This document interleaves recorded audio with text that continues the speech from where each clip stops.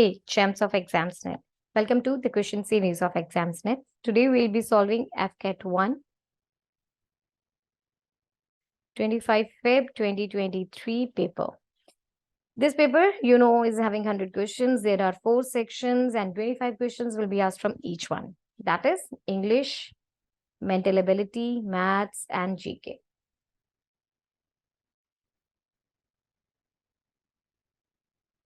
Right? So I hope you're well prepared for your exams. Best of luck. Before starting the paper, students, do visit our website www.examsnet.com. You can also download our app, for which you can get the link in the description box.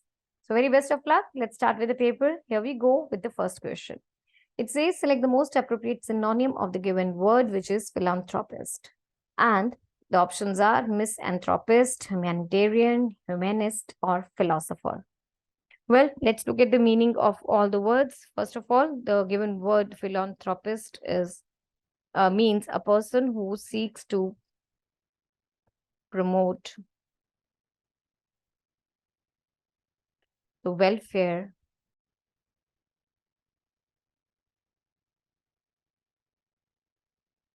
of others, especially by generous donation of money to good causes, especially through money.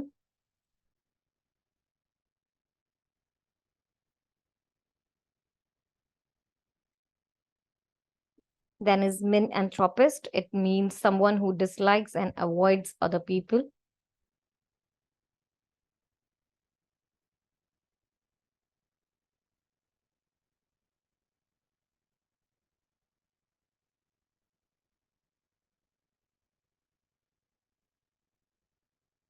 Humanitarian, concerned with or seeking to promote human welfare.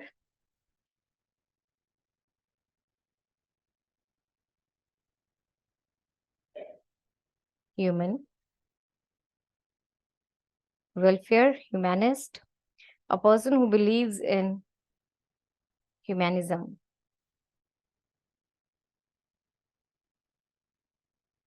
Then we have the philosopher, someone who studies or writes about meaning of life.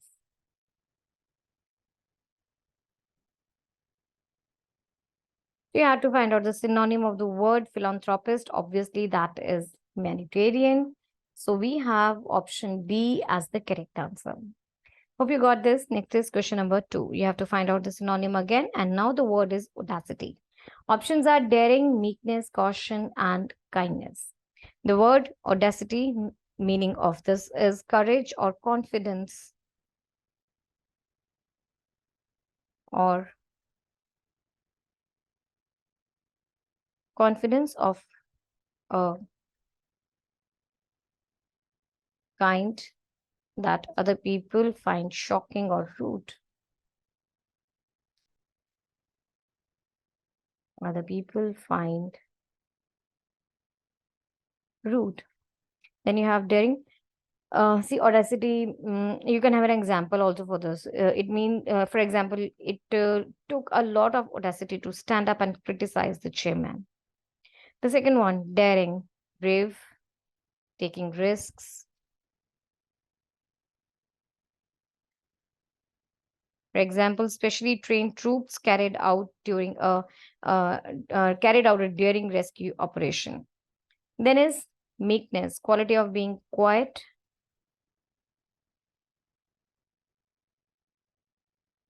gentle, and unwilling to argue.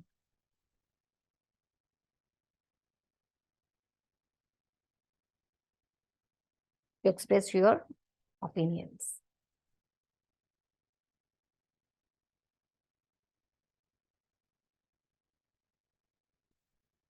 Cautions, great care or attention.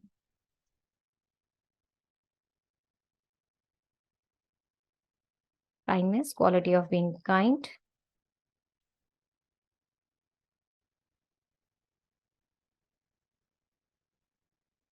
So that means you had to find out the synonym for audacity, which means courage or confidence of a kind that other people may find rude, right? So that means it's daring. The synonym is option A, daring.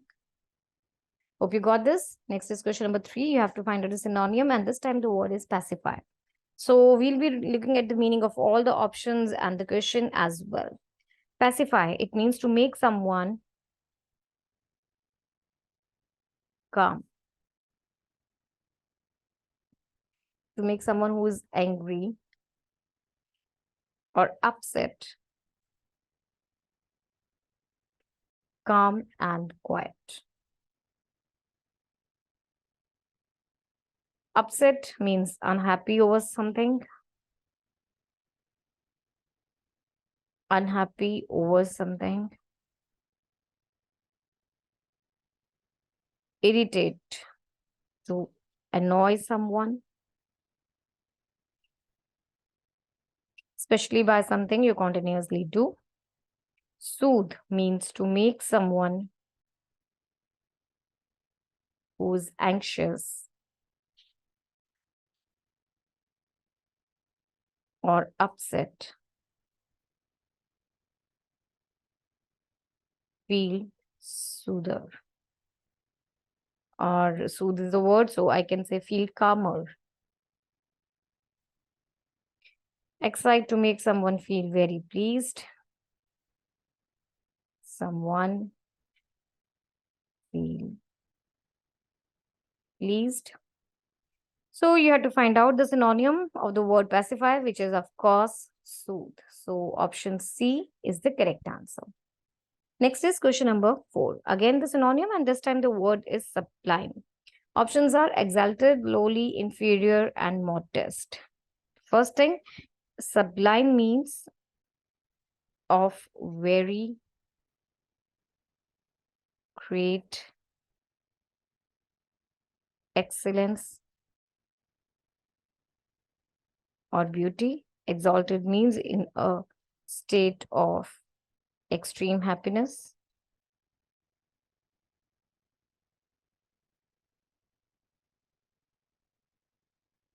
Lowly, low in status or importance. Or humble, inferior, lower in rank or status. Modest, unassuming, in the estimation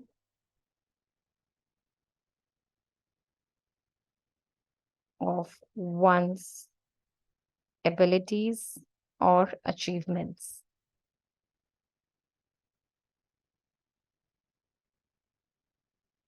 So sublime synonym is exalted in a state of extreme happiness.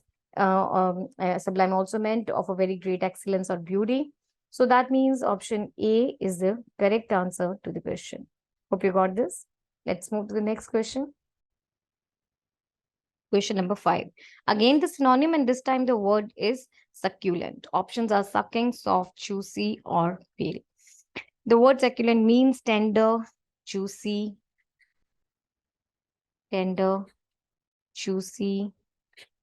tasty. For example, you can say these are wonderfully succulent features. Sucking, number 2, to pull in liquid or air through mouth. And you suck something through your mouth without using your teeth, or move your tongue and muscles of the mouth around something inside your mouth and often in order to dissolve it. Then is soft, which is easy to mold, cut or compress, cut or compress. Juicy means full of juice or succulent. Then is pale, which is light in color,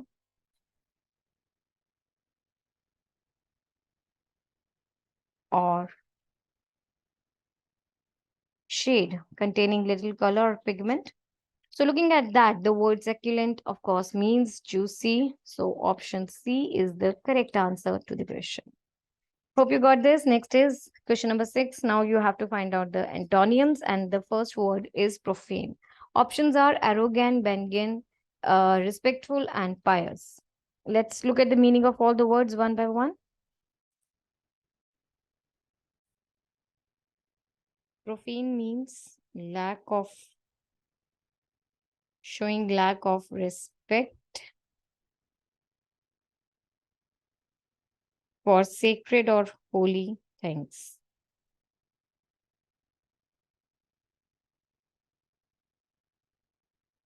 Then is arrogant, which means thinking you are better and more important than others.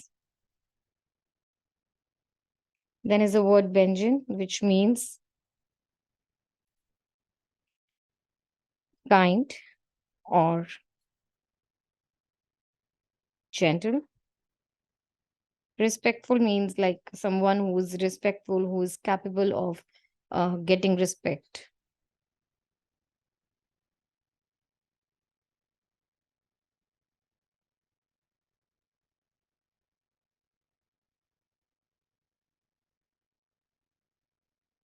Then is the word pious, that means having a deep belief in religion.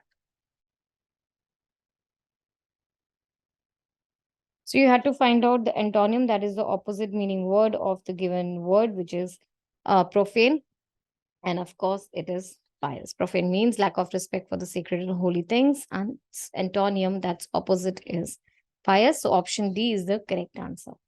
Next is question number 7. Select the most appropriate antonym of the word sequel. Options are ending, antecedent, alteration, or continuation.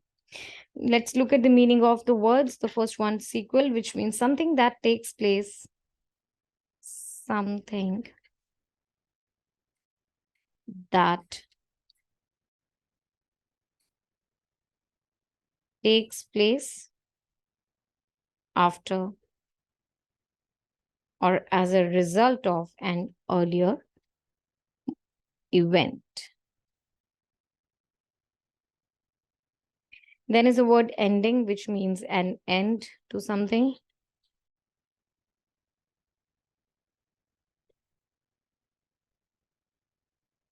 An end to something. Then is antecedent, which means a thing that existed before. That existed before or logically precedes another. Alteration, which means the repeated occurrence of two things in turn. Occurrence of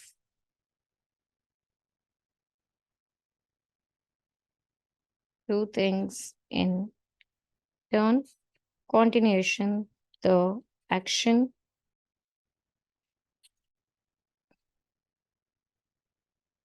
of carrying something on over time. So you have to find out the antonym. That's opposite meaning word of the word sequel. It is option B. Antecedent, that a thing that existed before. So option B is the correct answer. If you got this, next is question number 8. Select the appropriate antonym for the word complaint. There are some options given. So let's discuss the meaning of all the options on the word itself one by one. Options are docile, obstinate, angry, or pliable. The very first word for which we have to find the antonym is complaint. Complaint means disposed to agree with others. To agree with others or obey rules.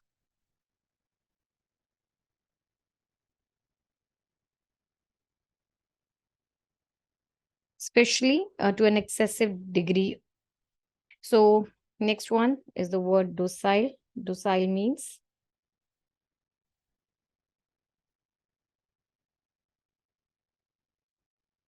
a person who is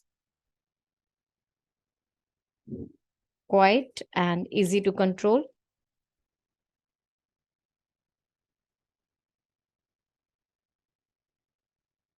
The next word is obstinate. Obstinate means stubbornly refusing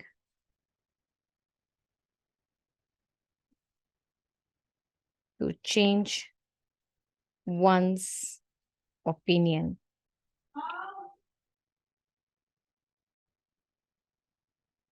Question number 8. Now you have to select the most appropriate antonym, and this time the given word is compliant. Options are docile, obstinate, angry, or pliable. So let's look at the meaning. The first one, compliant, means disposed to agree with others or obey rules. Then you have the word docile. It means easy, a person who is quiet and easy to control. Next, you have the word obstinate, which means stubbornly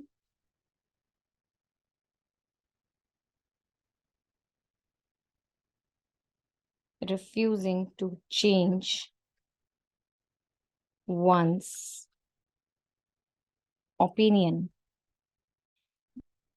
Then you have angry, which means when someone is strongly upset over something.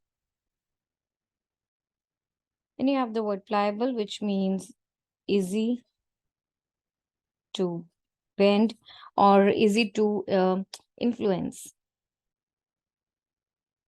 Right. So you have to find out the antonym for the word compliant, and it's obstinate. Compliant means which is very easy, which easily agrees with others, and obstinate is someone who is stubborn. So I have option B as the correct answer. Hope you got this. Next is question number 9. So you have to select the antonym, and this time the word is nimble. Options are stiff, agile, active, or sprightly. So let's look at the meanings again. Nimble means quick and light in movement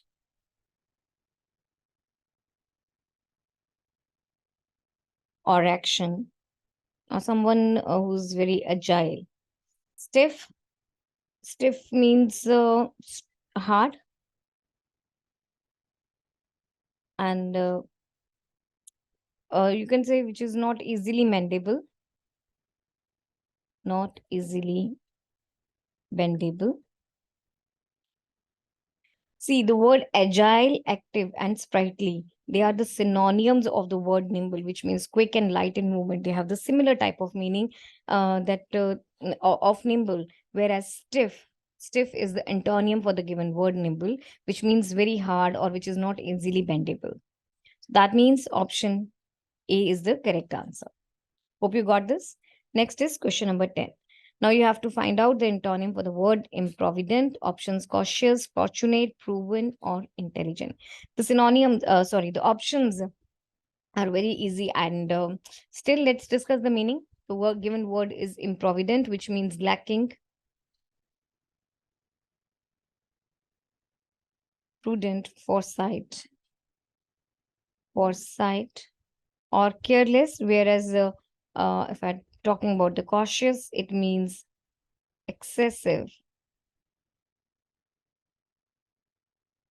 forethought. Fortunate, which means being lucky. Proven means to prove something, truth or genuineness of to prove truth or genuineness of something.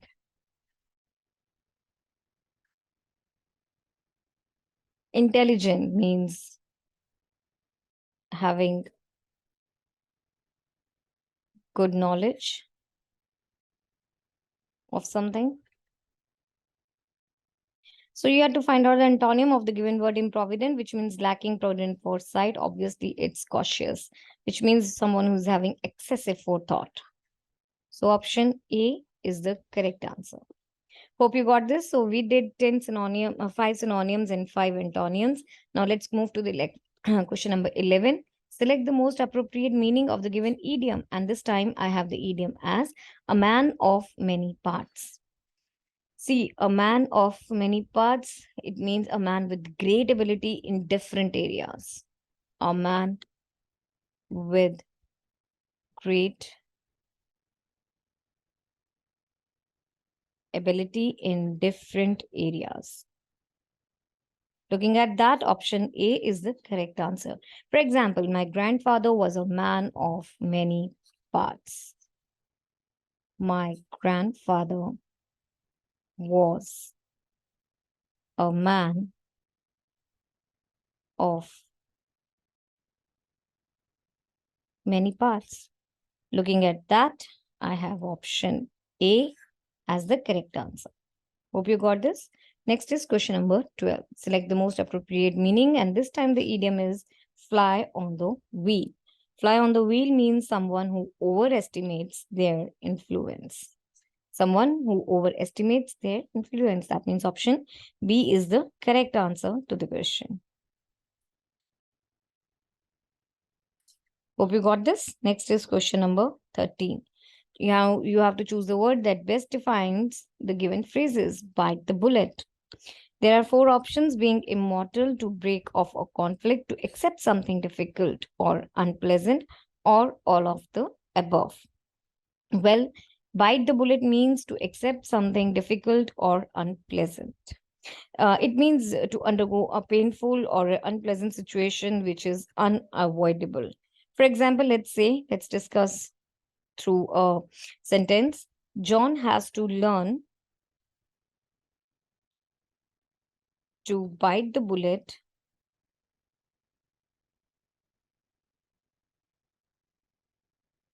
and face his fear of swimming. Therefore, I have option C as the correct answer. Hope you got this. Next is question number 14. Now you have to choose the word that best defines the given phrases. Don't throw the baby out with the bath water.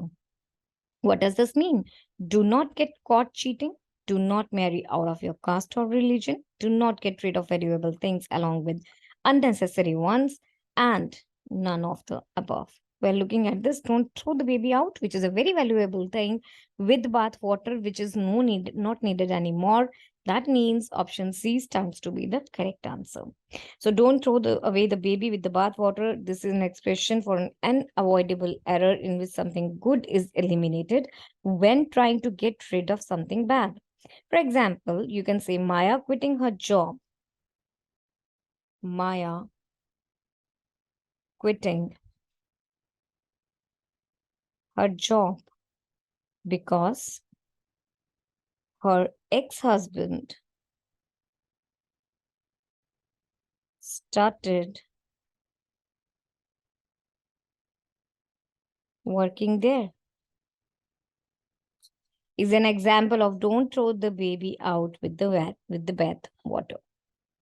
So I have clearly option C as the correct answer. Hope you got this. Next is question number 15. Now the idiom for which you have to, or the phrase for which you have to find out the answer is flat out like a lizard drinking. To be really busy, to not remember anything, daydreaming, or to be happy. Well, it means to be extremely busy to the point of running flat out, right? That means to be really busy. So option A is the correct answer. So you can say, for example, OMG, he is flattening out like a lizard drinking. So option A is the correct answer to this question. Hope you got this. Next is question number 16. Now you have to find the most appropriate one-word substitution for the given group of words. See, the scientific study of human races, is it anthropology or philology, ecology, or chronology? Well, the scientific study of human races is called anthropology. And if I look at the other meanings, other words, the philology, it means the branch of knowledge that deals with the structure, historical development,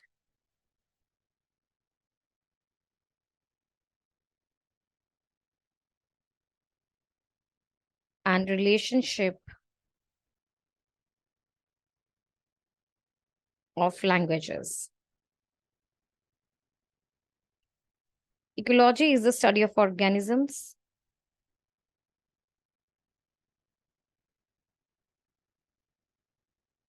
and how they interact with the environment.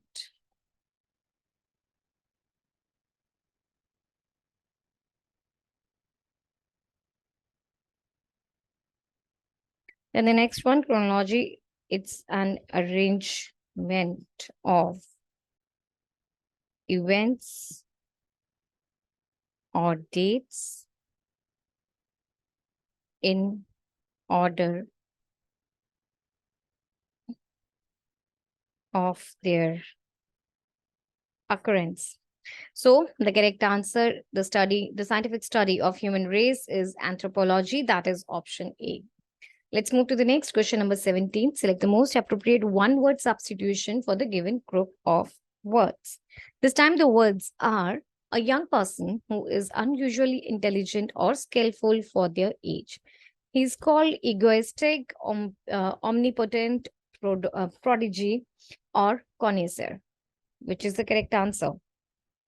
Well, let's look at the meaning of the words first of all, one by one. Egoistic means a self-centered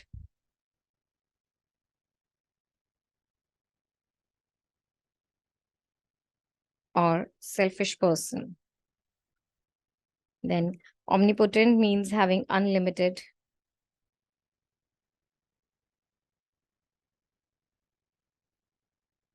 power. Prodigy means a young person who is unusually intelligent and skillful for their age. So that means we have option C, prodigy, as the correct answer to our question. Let's look at the last option also, that is connoisseur. It means an expert judge in terms of taste. So you have option C as the correct answer. Let's move to the next question, number 18. Each item, this section has a sentence with multiple parts. You have to find out the error or no error and indicate the response A, B, C, D on the answer sheet. So let's read it first. It says, neither the driver or the passengers were hurt. So obviously neither the driver, it should be with neither. We always have nor. So it should be neither the driver nor the passengers were hurt. And option B is the part of the sentence which contains the error. So this is our answer. Next is question number 19.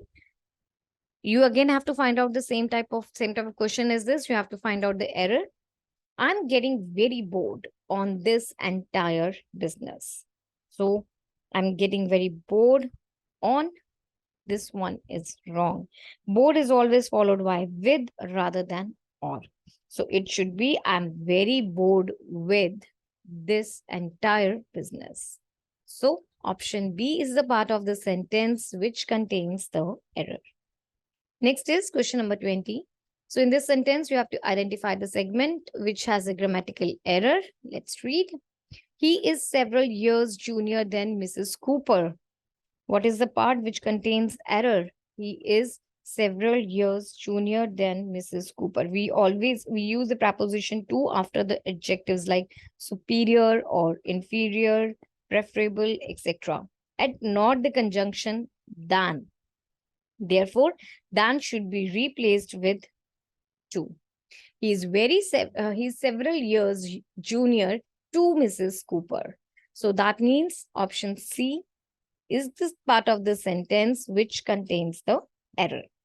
Hope you got this. Let's move to the next question, number 21. Question number 21. So you are given a para, you have to read and answer the following questions accordingly. Let's read the paragraph. It says the extreme heat on the planet Mercury likely helps make ice on its polar regions, according to a study which suggests how water could rise and collect as ice on planets rife with all necessary components.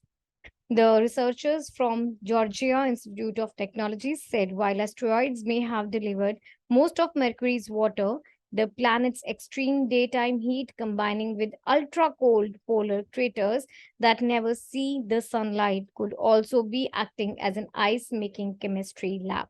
In the new study to be published in the journal Astrophysical General Letters on Monday, they modeled the complex conditions on Mercury, many of which are key to ice-making chemical process. The process in our model would not be anywhere near as productive on the moon. For one, there is not enough heat to activate the chemistry, Jonas said. Now, according to this passage, what do you think will be the most suitable title for it? Let's see. Options. Mercury. Mercury's hot climate helps make ice on its polar regions. Mercury and its polar regions and ice-making planet. So, keeping in mind the context of the given passage, I think the most appropriate one is Mercury and its polar regions, because it's discussing about throughout the Mercury and the polar regions and their impact. So option C stands to be the correct answer to this question. Let's move to the next question, number 22. This asks, according to the researchers, what delivered most of the planet's water? So according to the researchers, over here, it is, asteroids may have delivered most of Mercury's water. So that's it. We have option C, that is asteroids, as the answer to the question. Hope you got it. Next is question number 23. It's asking, same passage, which part of the planet never sees sunlight? So see, which part of the planet never sees sunlight? It is here, never see the sunlight. The planet's extreme daytime combining its ultra cold polar craters that never see. So it's talking about the ultra cold polar craters which never see the sunlight. According to that, we have option B as the answer to the question. Hope you got it. Next, question number 24. What could be acting as an ice-making chemistry lab? So there are four options. Planets rife could be acting as an ice-making chemistry lab, the complex conditions of Mercury, or the planet's extreme daytime heat and combining with ultra-cold polar craters could be acting as ice-making chemistry lab, or option D, asteroids which deliver most of Mercury water. So let's go back to the paragraph. If you look at the paragraph, it's saying you clearly over here, this is ice-making chemistry lab. So it is saying you, let's go back.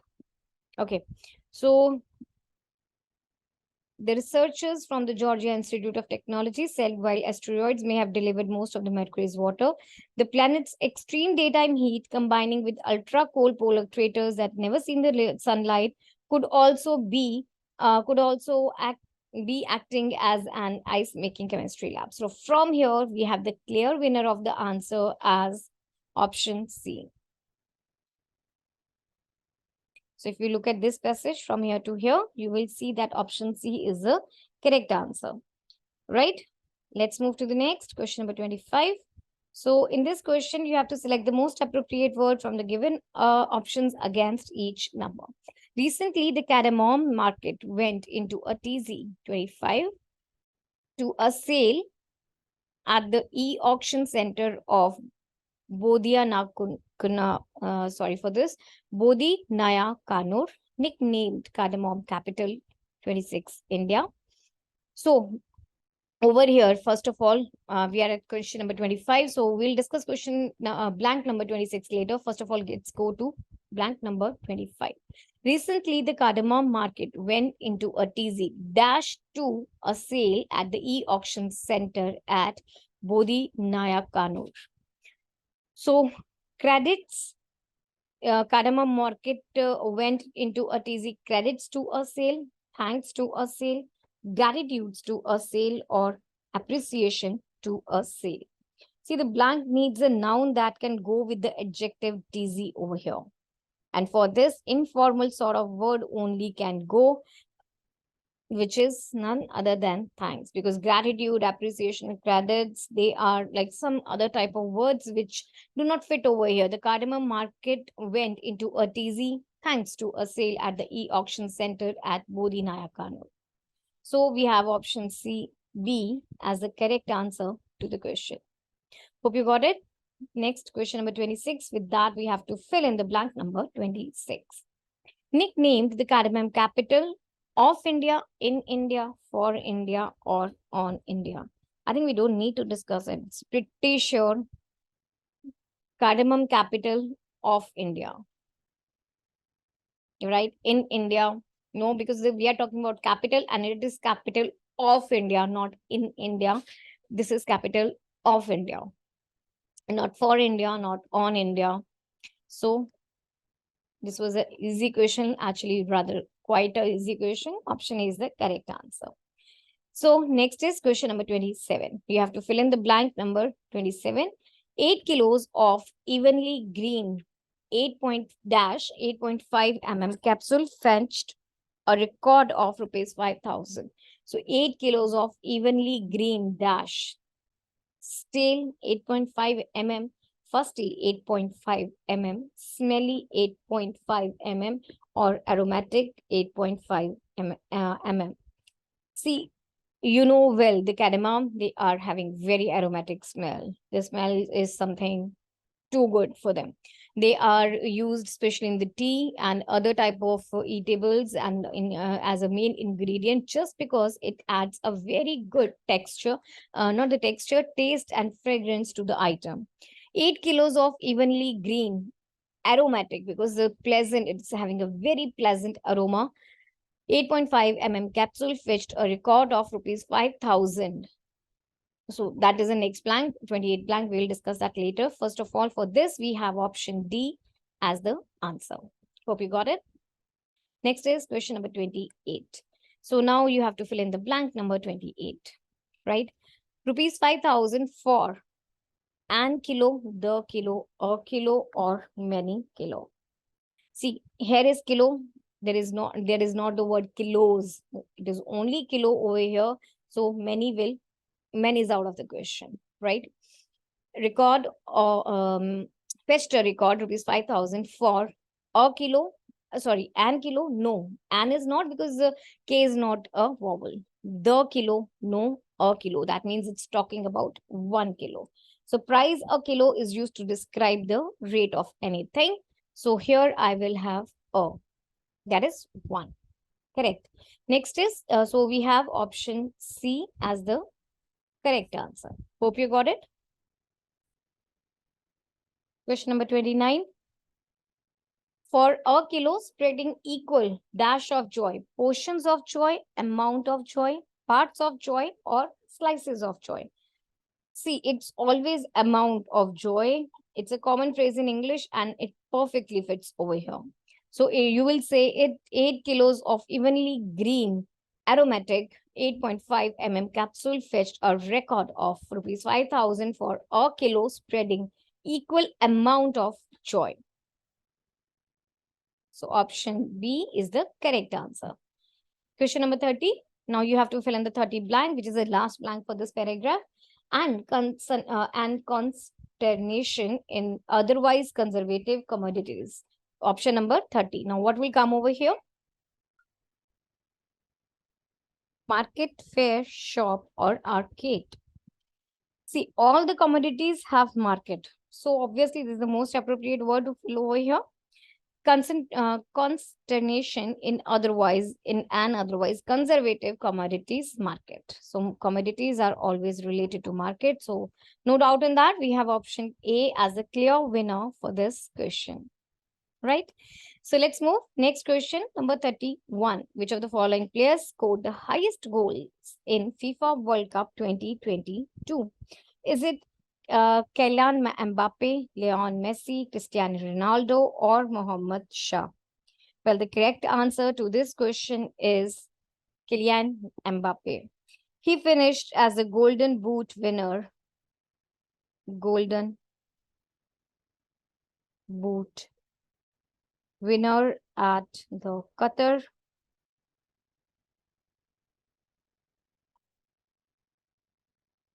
World Cup 2022 with 8 goals. He's born on 20th of December 1998 and a French professional footballer.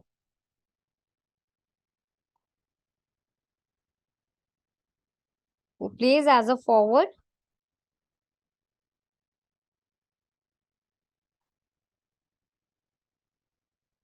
for League One club Paris Saint-Germain and the France national team. Followed by Leon Messi, follows Mbappe in this with he scored 7 goals in the final, in the whole tournament. So clearly we have option A, that's Mbappe as the answer. Hope you got it. Question number 32. Who was the president in the Indian National Congress Karachi session of 1931? Is it Lala Lajpat Rai, Sardar Vallabhbhai Patel, Subhash Chandra Bose, or Jawaharlal Nehru? Well, the correct answer to the question is option B, Sardar Vallabhbhai Patel. The historical Karachi session of Congress in 1931 was presided by Sardar Vallabhbhai Patel. This session of Indian National Congress, which was held in 1931, adopted famous resolution outlining the shape of independent India's constitution.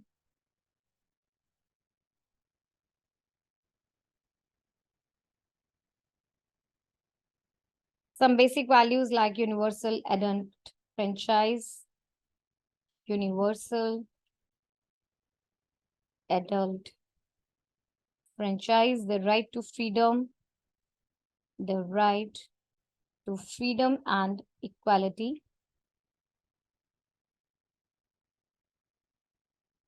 protection of rights of minorities,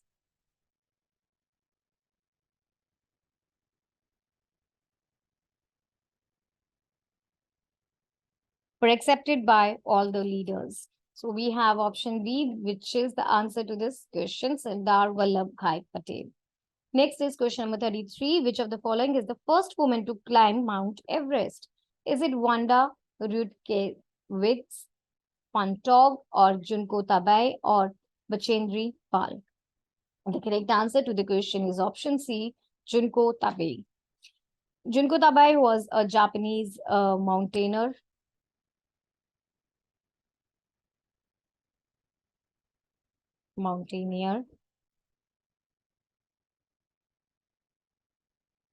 Author and teacher.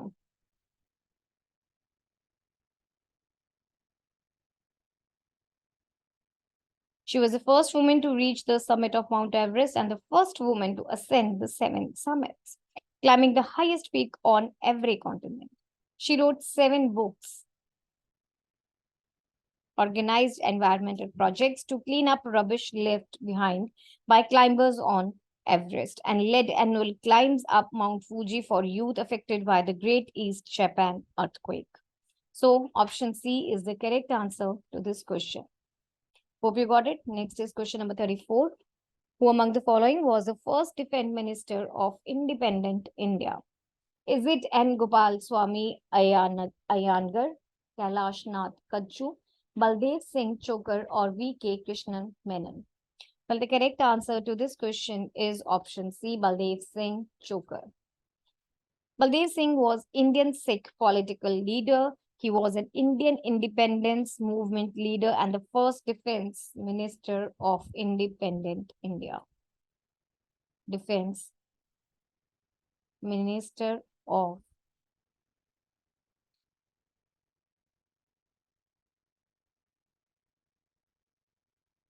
independent India. Moreover, he represented the Punjabi Sikh community in the process of negotiations that resulted in the independence of India, as well as partition of India in 1947. After independence, he was chosen to become the first defense minister, hence becoming the first Sikh defense minister of any country in the world, and served in this post during the first Kashmir war between India and Pakistan also. According to that, we have option C as the correct answer to this question. Hope you got it. Next is question number 35. Zircon, a cruise missile developed by which of the following country? Is it Russia, Israel, USA, or France? The correct answer is Russia. Zircon is a hypersonic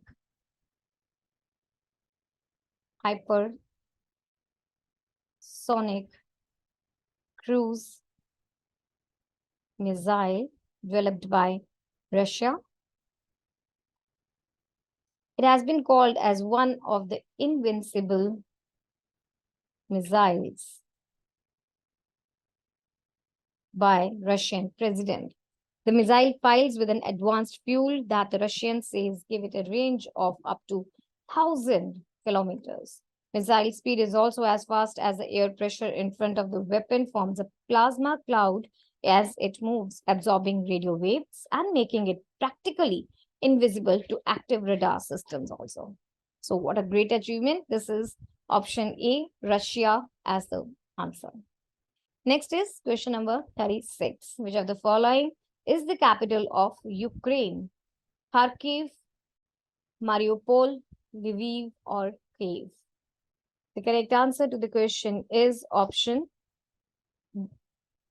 D. Sorry for this. The correct answer to the correct answer to the question is option D, Kiev.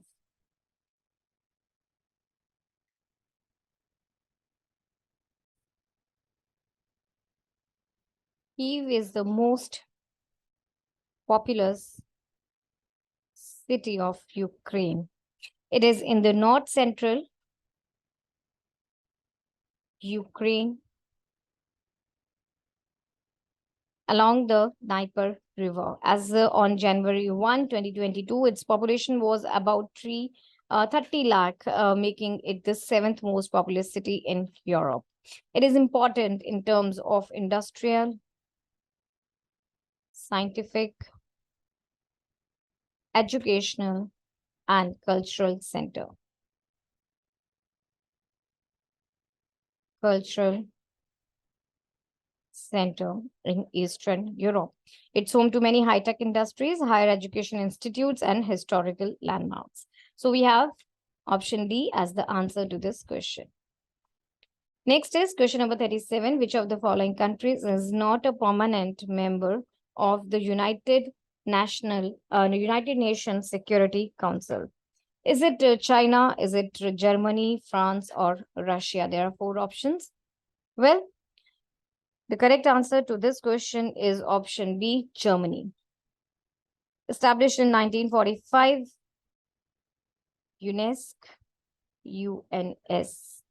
United Nations Security Council is one of the 5 principal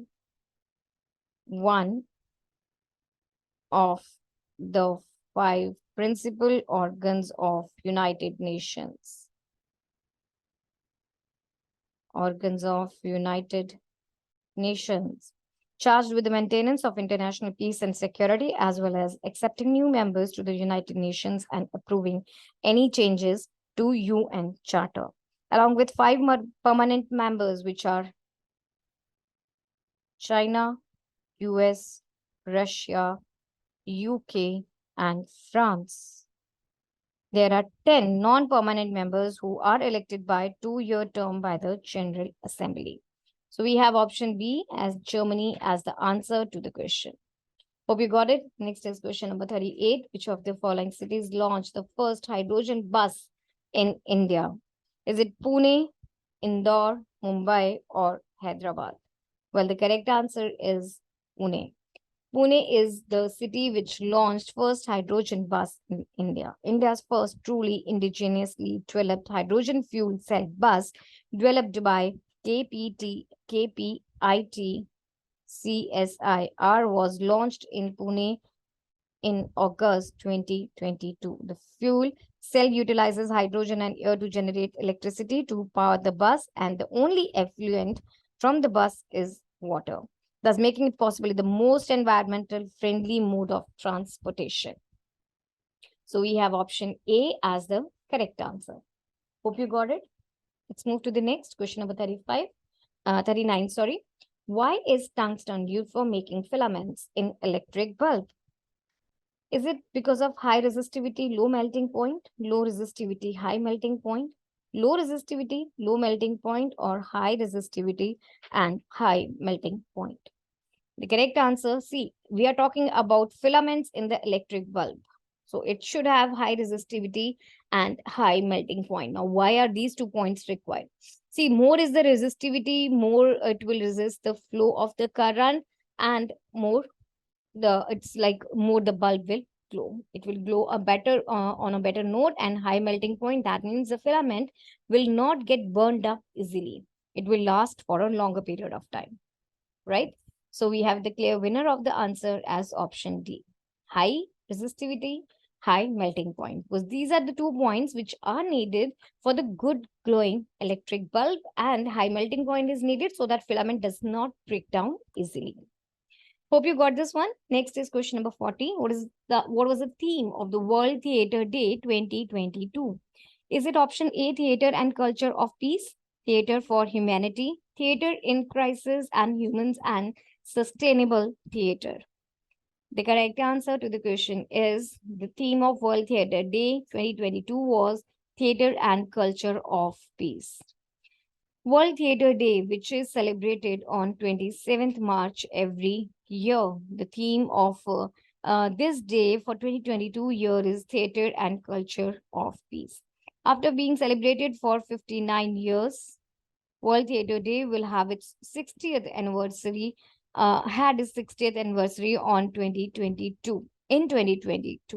From 1962 to today, 60 significant theatre figures contributed their thoughts on theatre, culture, peace through World Theatre Day messages. As a result, this day is celebrated globally to remind the people of great power that theatre can bring about.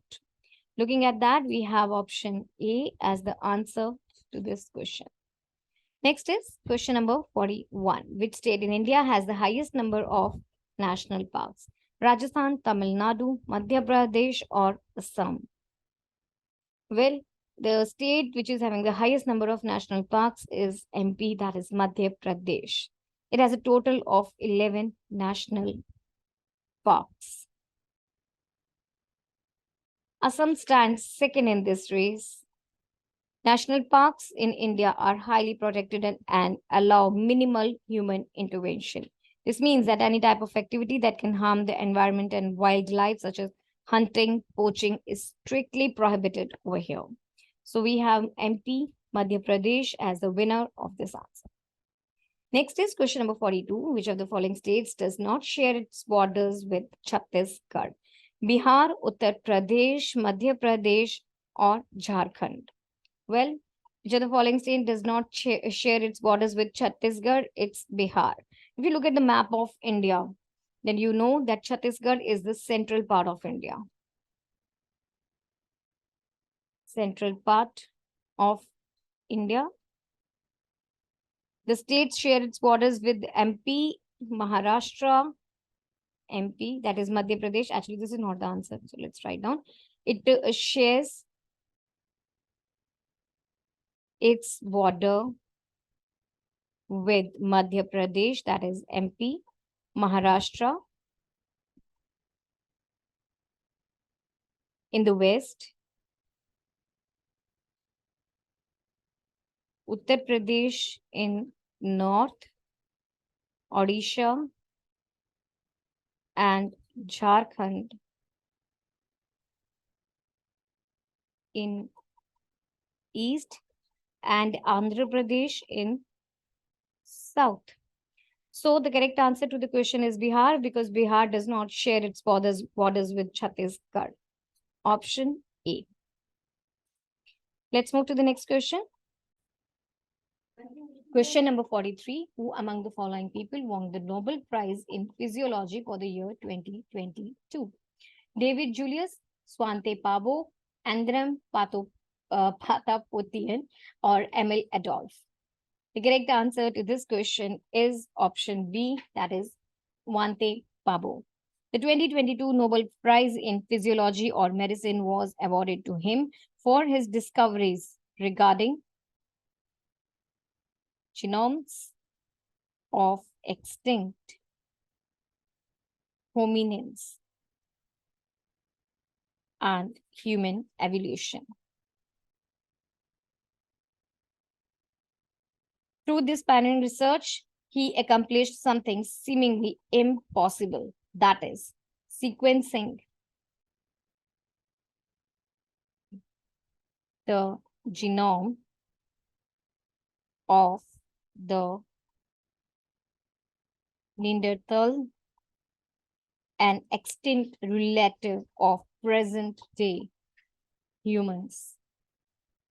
Extinct relative of today humans. He also made the sensational discovery of a previously unknown hominian, that is Denisova.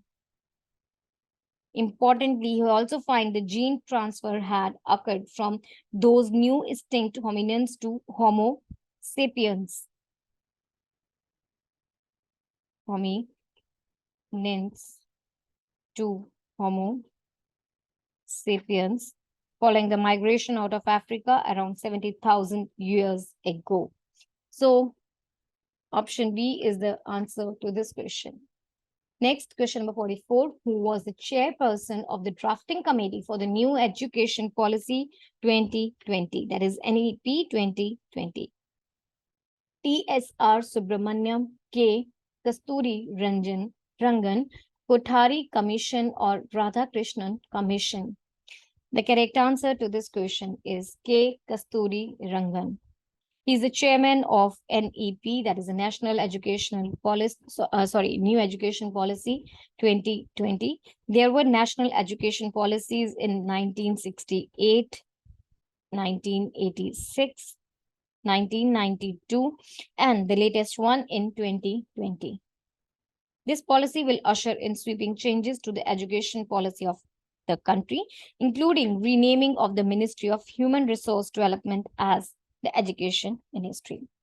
So option B is the answer to this question. Next is question number 45. Who was the first Indian to get the Nobel Prize after independence of India? Question number 45. Who was the first Indian to get the Nobel Prize after independence of India? Question number 45. Who was the first Indian to get the Nobel Prize after independence of India? Is it Subramanian Chandrasekhar Venkata Raman, Amrita Kumar Sen, or Hargobind Khurana? The correct answer to the question is Hargobind Khurana, option D. He was born on 9 January 1922 till 9 November 2011. He was an Indian-American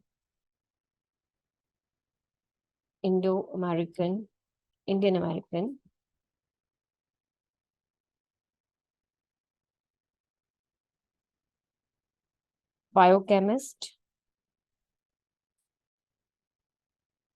While on the faculty of University of Wisconsin,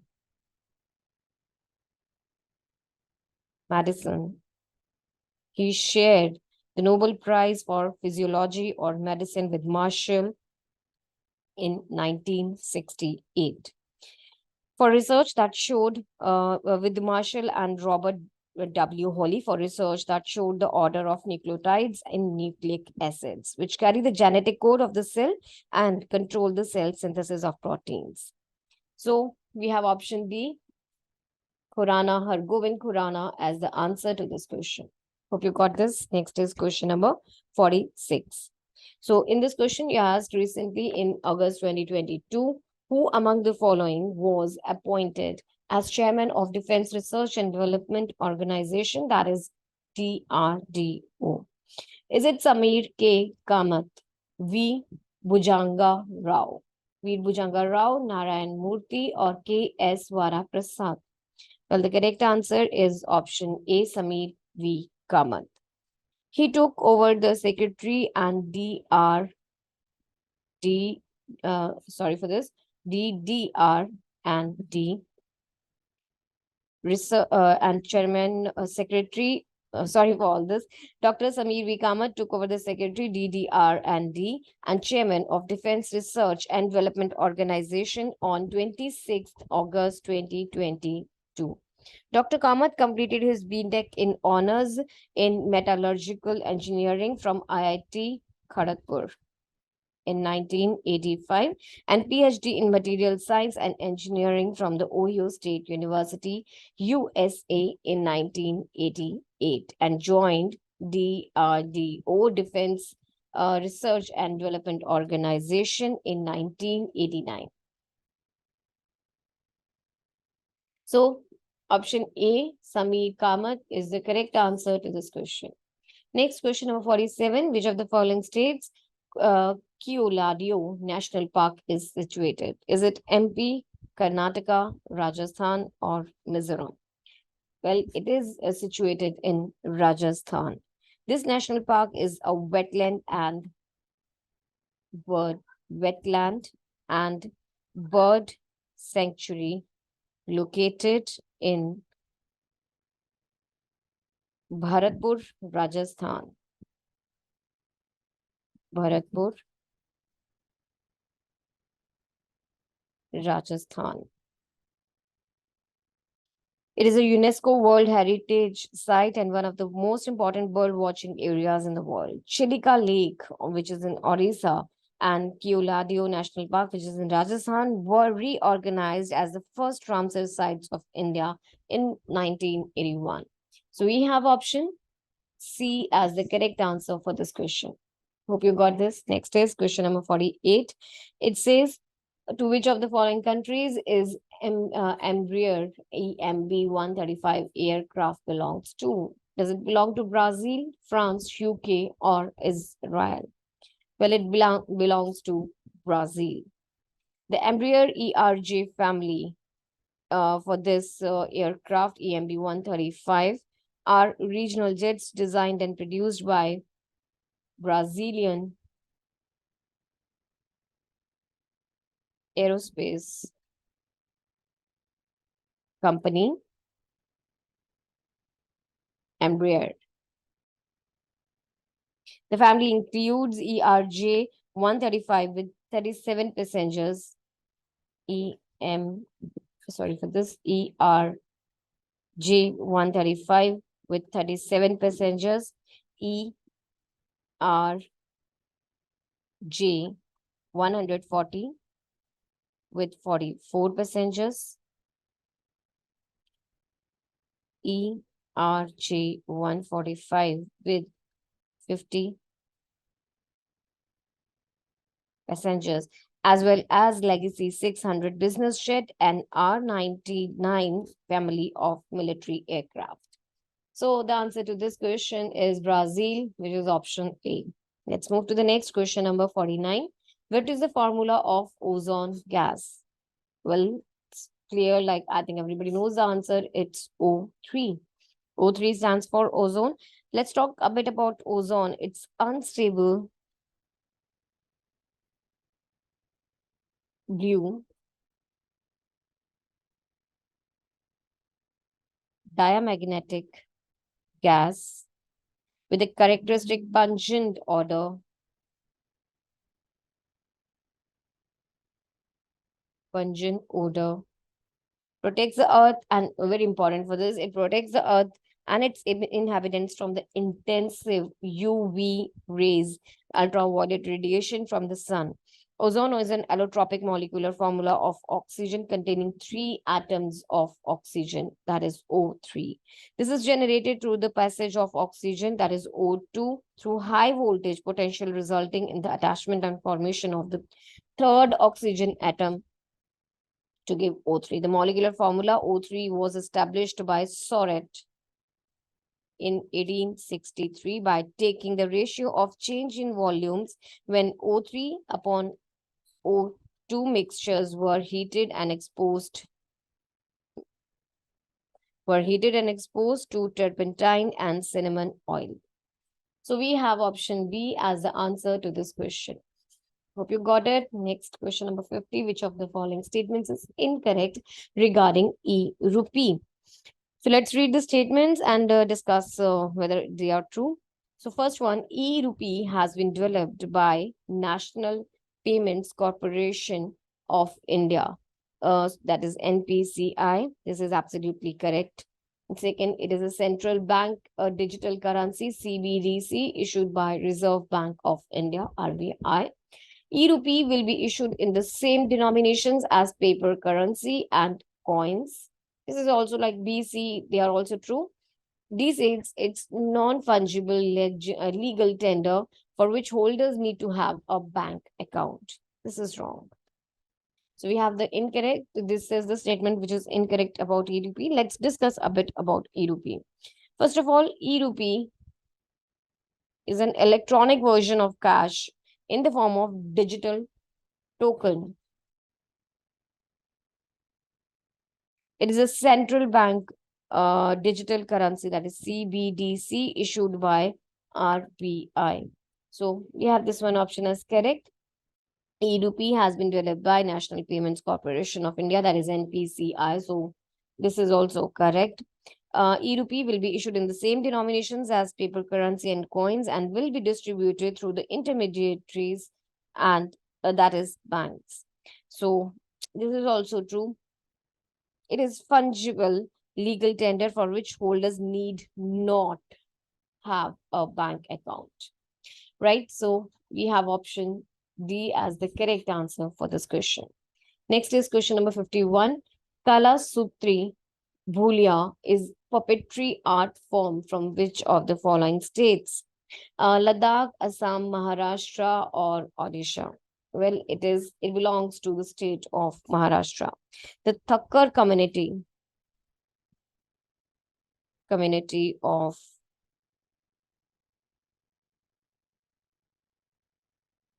Pinguli in Sindhugurg district reforms 8 forms of tribal art and dance forms. One such is Kalasutri Bhulia. Kalasutri, Kal means, from here, Kal means 4 fingers of human hand, and Sutri means black thread. Bhulia, it means puppets. So Kalasutri Bhulia, this has its origin in 1600 AD, also known as Zaiti. It is a Marathi folk form, immensely popular till the 20th century. So Maharashtra is the correct answer for this question, option C. Next is question number 52. Recently, which of the following indigenously developed multi-role light combat helicopter LCH was inducted by Indian Air Force? Is it Cheetah? Is it Prachand, Chetak, or Apache? Well, the correct answer for this question is option B, Prachand. The hull HAL LCH Prachand is a multi-role attack helicopter designed by Hindustan Aeronautics Limited. Hindustan Aeronautics Limited for use in the Indian Air Force and Indian Army. It is fighting. Its flight ceiling is one of the highest common attack helicopters in the world. So Prachand is the correct answer for this question. Hope you got this. So let's move to the next question, students. But before moving to the next question, here's a quick reminder that do visit our website www.examsnet.com. There you will find not only this, but a variety of other entrance exam question papers. We also have our app for which you can get the link in the description box. So do download our app and take benefit of all these things.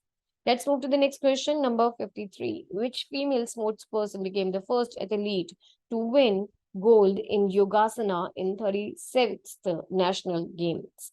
Komal Kant, Sakshi Malik, Pooja Patel, or Rashi Soni? Well, the correct answer for this question is option C, Pooja Patel. At 36th National Games, Pooja Patel of Gujarat has become the first athlete to win gold medal in Yogasana. Yogasana is one of the 5 sports to be played at National Games this year for the first time. And the Indian indigenous sport made its debut at Khelo India University Games earlier this year. The National Games are being held after 7 years, and players from 28 states and 8 union territories have participated in this. So we have option C, Pooja Patel, as the correct answer to this question. Hope you got this. Question number 54. Which of the following aircrafts was sent to Ukraine from India to bring back Indians? Boeing C-17. Is it Illusion? This is 276. Antonym AN-32 or Dornier 228. Well, India sent Boeing C-17 for this purpose. The 3 aircraft, all of them were C-17 heavy lift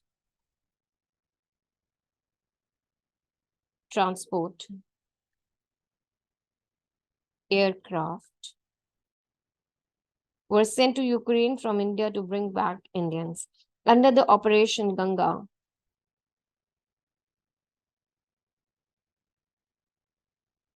India has been evacuating its citizens through special flights from Ukraine's western neighbors such as Romania, Hungary, Poland, as Ukrainian airspace has been shut.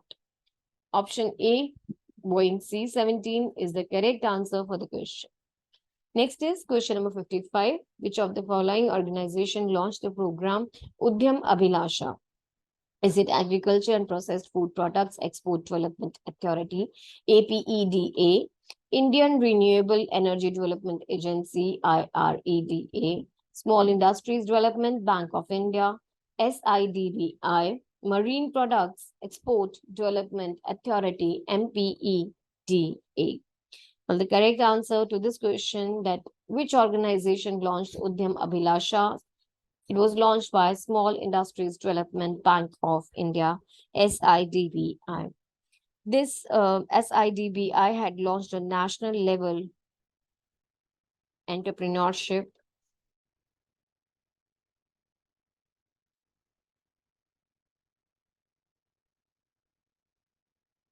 awareness campaign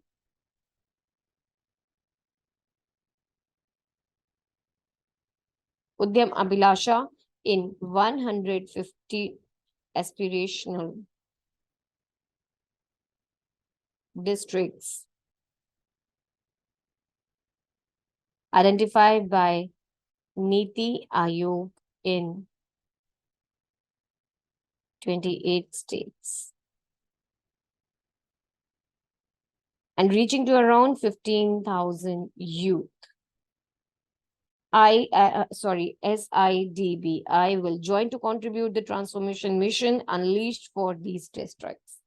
So option C is the correct answer for the question. Hope you got this. Next is question number 56, which is the odd one out of the following. So you are given 4 options. You have to find out which is the odd one out. Let's see. So 1, 2, 3, 4. Let's see which is the odd one out. If I'm looking at this, this is having one vowel, that is A. Rest are three consonants. E, R, F, I, this is having two vowels. E and I and two consonants. This is having one vowel, which is U, and three consonants. One vowel, A, and three consonants again. So see this, and this is having three consonants and one vowel. Only option B is the one which is having two vowels and two consonants. So E, R, F, I is the odd one out, and the answer to our question is option B. Hope you got this. Next question number 57. So now you have to select the set in which the numbers are related in the same way as the numbers over here. So you have to first of all find out the relationship between them. Let's go. The numbers are 16, 64, and 8. So let's see how they are related. If I multiply 16 and 8 and divide by 2, I'll get a 64. So that means first number multiplied by third number divided by 2 will give you, should give you second number, right? So here, let's see, first number 15 and 8. If I multiply them and I divide them by 2, what will I get? It will be 60. And yes, I got 60 over here. That means we have option A as our answer. Still, let's try other options as well. So 18 multiplied by 6 divided by 2 gives you 54, which is not 90. So this is incorrect. Next one, 10 multiplied by 8 divided by 2 will give me 40, which is not 80. Incorrect. 14 multiplied by 4 divided by 2 will give me 28, which is not 62, right? So even this is incorrect. So I have option A as the correct answer to the question. Hope you got this. Let's move to the next question. Next is question number 58. What is the odd one out? Mars, Venus, Jupiter, or Moon? I think you are very much clear about this. Mars, Venus, and Jupiter, these are planets, and whereas Moon is a satellite.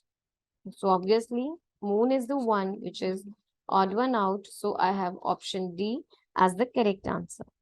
Next is question number 59. So choose or find the odd word. Fingers, palm, knee, wrist. You know this, finger, palm, knee, wrist, which is the odd one? Yes, it is knee because finger, palm, and wrist, they all are parts of hand, whereas knee is not a part of hand, it's a part of leg. Therefore, we have option C as the correct answer to this question. Next, question number 60. What is a suitable Venn diagram for mother, sister, and female? See, over here, mother, sister, and female. So let's see. I'll make this whole set. Here are the females, right? Mother and sister. So mother is over here and sister. So some mothers are sisters and some sisters are mothers, and all mothers and sisters, of course, they are females. Therefore, for sure, we have this arrangement to be the correct one, which is not option A, not option B. And yes, it is of course option C, but not even D. So we have the clear winner of the answer as option C. Next, question number 61. You have to find the odd one out again.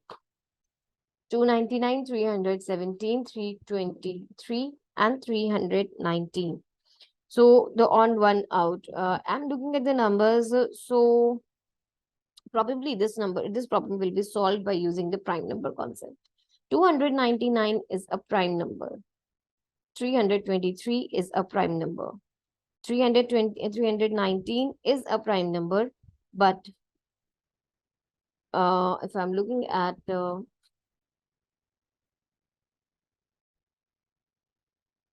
question number 61, you have to find the odd one out from the following. 299, 317, 323, and 319. This question will be solved by using the prime number concept. So let's look at 23. 299. 299 is a composite number which has the factors as 1, 3, 1. Let's write. Okay, I'll write it here. 299, these are the factors as 1, 13, 23, and 299.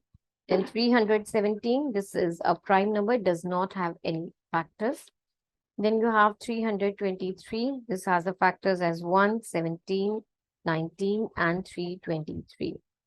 319, the factors are 1, 11, 29, 319. All right.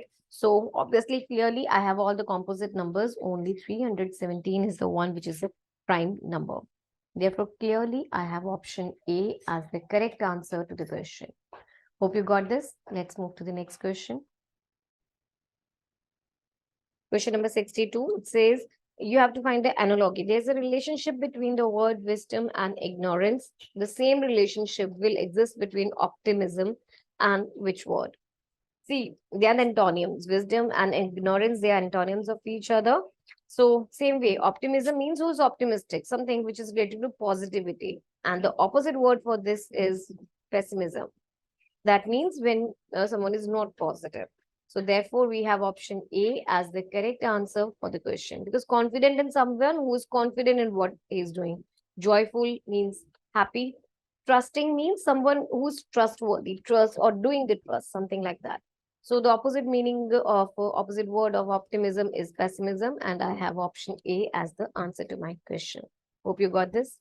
Let's move to the next question, number 63. Select the word pair in which two words are related in the same way as a two-way in the following word pair.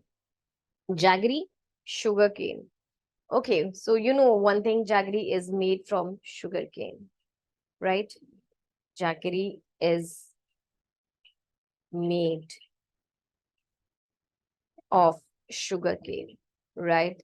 Similarly, the first option, sack. Yes, a sack is made of jute. That is true, absolutely true. Sack is made up of jute. Latex book, no. Pulp and rubber, no. Oil seed, no. So we have option A as the answer to our question. Hope you got this. Let's move to the next question. Question number 64, select the next figure in the series. So you have to look at the pattern and how the things are moving. So look at this one. If I say this one, this figure is moving over here. This has moved over here, this one. And it moves this way, it moves this way, and it moves this way. So this is the pattern which is being followed. This, and here, and then here. Now, here, here, here, here, and here. This way, this way, this way, this way, and this way. According to this, the next figure will be, you will have a circle over here, a star over here, a right angle triangle over here, a normal triangle over here, a square over here. So this is what I got, right? Look at this, it matches exactly with option B. So this is our answer to the question, option B. Hope you got this. Next is question number 65. Identify the correct dot situation in the options after looking in the question part. So this dot, you have to identify like this the situation, the placement of the dot, and according to that, it resembles with which of the four following figures, right? Let's observe this. If I observe the dot, see the dot is common to triangle and the square. Common to square and triangle, right? So this is the figure in which square and triangle, they have a portion. This portion. This is common to square and triangle. This, there is no portion in this figure which is common only to square and triangle. This is the portion which is common to square and triangle, but it is also common to triangle also. Okay. So there is a, circle also. So there is no portion in the option C which is common only to triangle and square. Similarly, so this is not the correct answer. Similarly, in the C, There is no portion which is common only to triangle and the square. No portion which is common only to triangle and square over here also, because the circle is also involved in this portion. Therefore, even option D is not the correct answer. Looking at that, I have the answer option A as the answer to this question. Hope you got this. Next is question number 66. Select the question image X is embedded and hidden inside, and which one of the answer images matches with which one of the answer images below. So look at this. These two lines, they are matching with the vertices of the square, and this is not matching with the vertex of the square. It is matching with it is connecting to the edge of the square, and there is a rhombus in the center of the square. So looking at that, this is not a figure, because see, this line over here, this is combining with this edge. So this is not the correct one. Even over here, this edge and this edge, this is not the correct one. So looking at that, even this is not the correct one, because this portion is missing. So it is wrong. Let's go with the last one. See, I'm shading it a bit more. 2 and 3. And this is the center rhombus.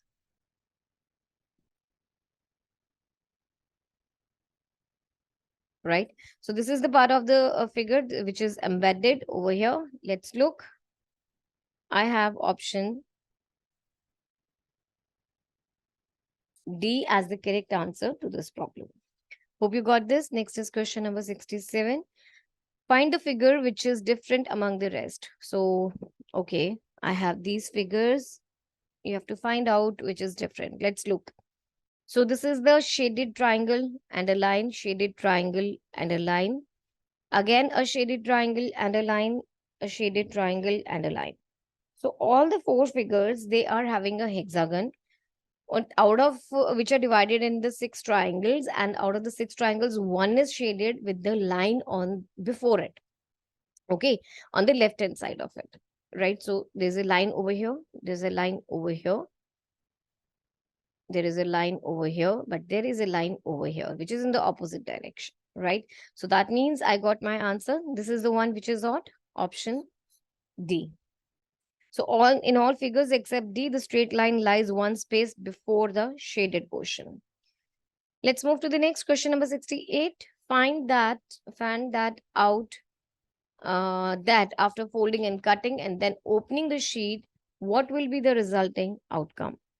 So let's try to complete the figure. So this is the figure. It will look somewhat like this, right? Like this, like this, like this. So, and yes, of course, sorry, wait. This is the folded part, right? And when you will open it, it will be like this, this,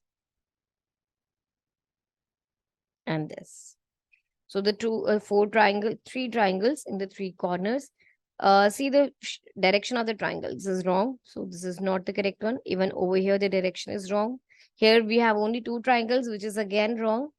This is the correct one. And all the 4 triangles, they are having the correct orientation. The direction of the triangles is correct. Also, there are 4 triangles, right? So option B is the correct one. Hope you got that. Next is question number 69. Select a figure among the 4 alternatives to complete the given pattern. So let's complete the pattern and see it matches with what? This line. It does not. This line does not exist in this part. So B is out of the line and even D is wrong. A and C can be the answers. Okay, let's move further. Now let's complete this one. Okay. I've completed this line. Then you have to join them. I think we are done. Yes. So this now the figure is completed and I have done something which is similar to option A, right? Because I've made a line from here to here, like something like this, right? Option C is also incorrect. So that means we have option A as the answer. Hope you got that. Next is question number 60. You have to find out the exact water image of the word given, that is flow. So let's make the water image of flow. You know, it's literally inverted. The image is literally inverted. What do you mean by that? The left appears to be, or actually not the left, that's for the mirror, we can say. For the water, the top becomes bottom side, and the bottom comes to the top side. Okay, so for this, you will have the figure of the answer as F. Here will be, see, actually there will be a over here. Okay, it will look something like F will be inverted, then you will have L like this, O, and then a W like this. Okay, it matches exactly with C option. So option C is the correct answer. Looking carefully, we'll find out that this is the correct answer. Next is question number 71. Which word does not belong to the same class as others? Tesla, volt, ampere, or ohm? Obviously, it's Tesla. Except for Tesla, all other are SI units which are directly related to electricity. Like ohm is the units, SI units for resistivity. Amperes are SI units for, wait, this is the SI unit for current.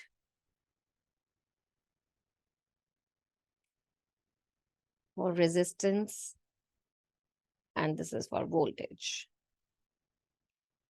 Whereas Tesla, this is not the SI unit for anything. So we have option A as the answer to this question. Next is question number 72. A right angle triangle with base 4 centimeter and height 3 centimeter is given. What will be the second multiple of the longest side of this triangle? So first of all, you are given the right angle triangle, correct? Longest side is of course the hypotenuse. This is the longest side. Now the base is 4, height is 3 centimeters. Highest side hypotenuse, this is given by root of 4 square plus 3 square. I think you know the answer. It's because of the Pythagoras theorem. So this comes out to be 16 plus 9, 25. That means plus minus 5 centimeter. Of course, you can't have the height as negative. That means height is 5 centimeter. Now you have to find out the second multiple. So second multiple is 10 centimeter. So easy as that. We have option A as the answer. Hope you got that. Next question number 73. This question says that how many, write the number of the correct choice, how many threes just after 4 in the following numbers. So nothing, you just have to count that, how many threes just after 4. So this is 1, correct? And then you have over second pair. Then next one is this 3. Okay, I don't find any else. So this is 1, this is 2, and 3. I have option A as the correct answer.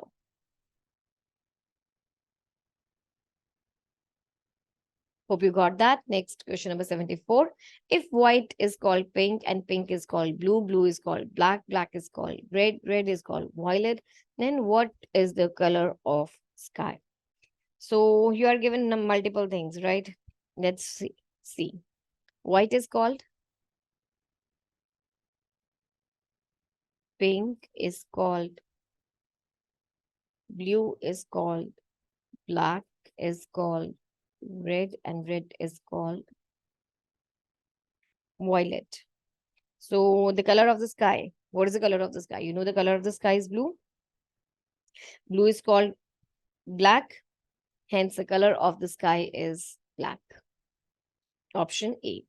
This is the answer to the question. Hope you got that. Next question number 75. How many triangles are there in the given figure? So let's see. Let's number them, name them. A, B, C, D, E, and F. So these are the vertices. Now let's count them and see how many triangles are there. First is we have a bigger triangle, that's ABC. Right? Then I have ABD, ADE, AEC, DFE, ADF, AFE, ABE, and ADC. So we have these 9 triangles, correct? That means option B is the correct answer to our question. Hope you got that. Next is question number 76. A dice is thrown 3 times and 3 different positions are given below. You have to find the number on the face opposite to 1, which is showing 5. Okay, so you have 3 dices and the different positions are shown over here. The number 5 occurs in all the 3 cubes. Correct? It's clear that 1, 2, 3, 4, 5, they are adjacent to 5. Look at them, all of them. 1, 2, 3, and 4. And 1, 2, 3, 4, they are all adjacent to 5. Hence, obviously, what is left? Number 6 lies opposite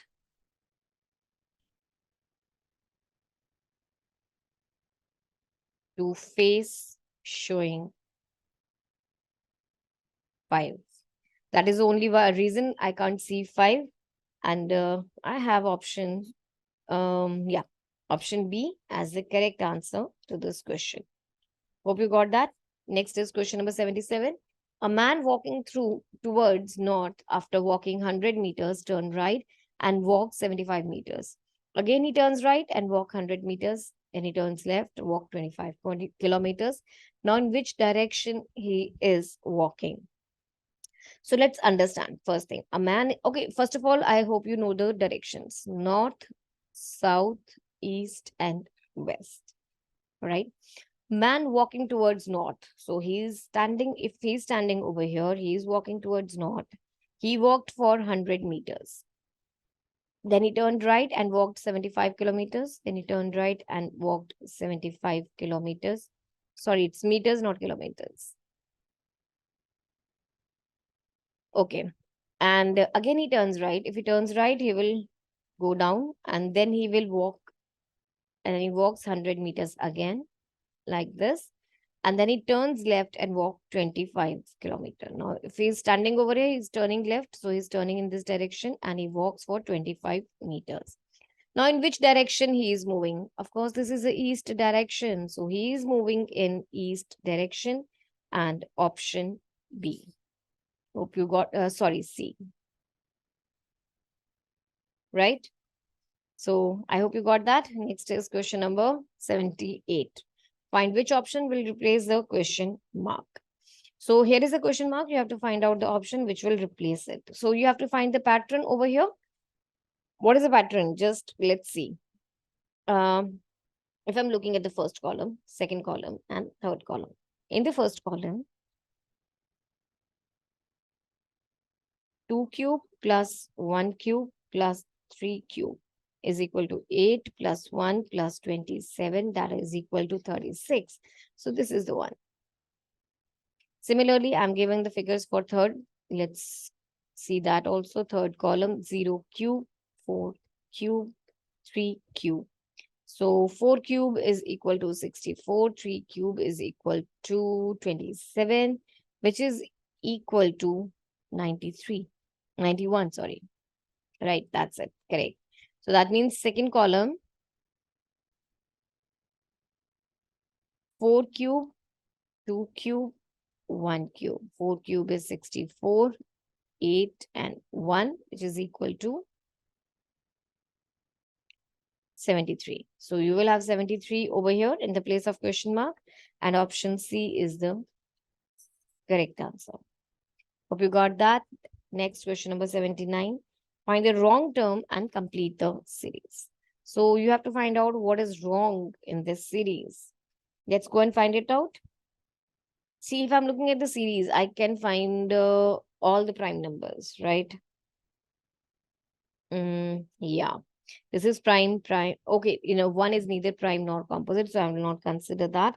Um, See, if I'm looking at, they are skipping by 2, but over here, 2, 2, 2, 2, but here it's 4, right? 4 and 2 again. So that means this is not the logic. 3 is a prime number, 5 is a prime number, 7 is a prime number, 13, 17, 19, all are prime numbers. 9 is not a prime number. But if I'll replace, see, even 15 is not a prime, 10 is not a prime, 8 is not a prime, but 11 is a prime number which exists between 7 and 13. That means 9 will be replaced by 11. Option A. Let's write it down. You will have 1, 3, 5, 7, 11, 13, 17, and 19 as the answer to the question. Right? Hope you got that. Next is question number 80. There are 52 students in a row. Rashmi is 37 ranked from right end. Mohan is 5th to the right of Rashmi. What is the rank of Mohan from left end of the row? So you are given first thing. There are 52 students in a row. Rashmi is 37 ranked from the right end. So first of all, Rashmi's rank from left end, how much it will be. See, there are 52 students, right? From the right end, this is the right end. If I'm looking over here, Rashmi is sitting at 37th position. And if I look from the left end, what will be the position of Rashmi? Rashmi's rank from left end is equal to 52 minus 37 plus 1. That means her rank from the left end is 16th. Mohan is 5th to the right of Rashmi. Mohan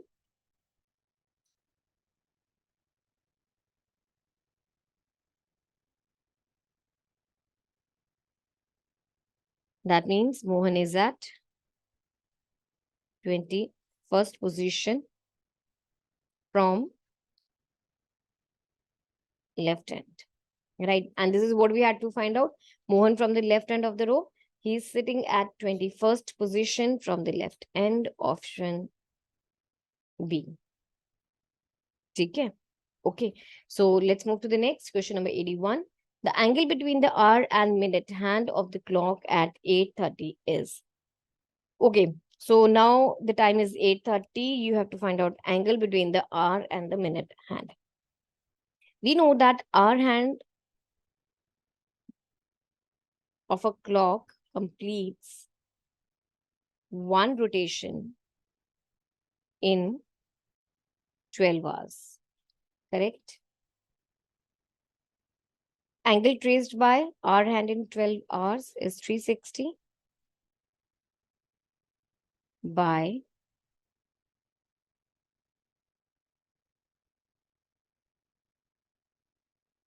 12 hours is equal to 360 degrees. Now, angle traced by the hour hand in 8 hour 30 minutes, that means 8.5 hours. That means 17 by 2 hours is equal to 360 into 17 by 2. Sorry, multiplied. It's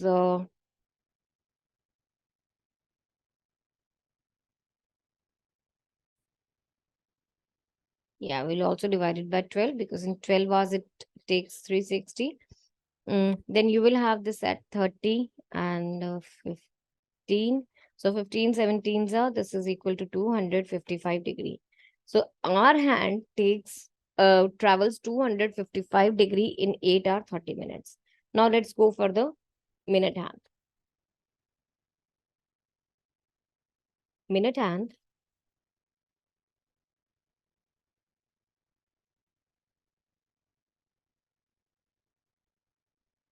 of a clock completes one rotation in 60 minutes.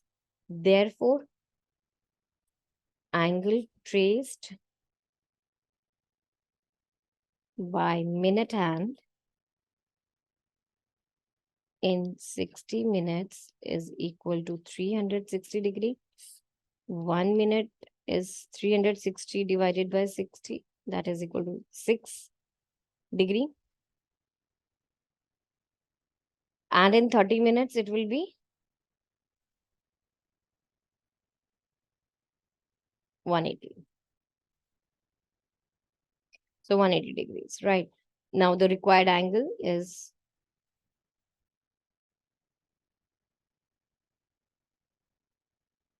255 minus 180, that is equal to 75 degrees. So here we have option B as the correct answer to this problem. Hope you got that. Next is question number 82. What is the compound interest of 17,500 for 6 months at 8% compounded quarterly? First thing, the formula for the same amount is equal to principal 1 plus rate upon 400 raised to power 4 times. This is the formula for compound interest quarterly amount, right? Here the principal is 17,500, rate is 8, and the time is 6 months. That means 6 months is equal to half a year. So 4 into 1 by 2. This will cancel at 2, and this will cancel at 50. So 17,500 into 51 upon 50 raised to the power 2, which will give you 17,500. 17,500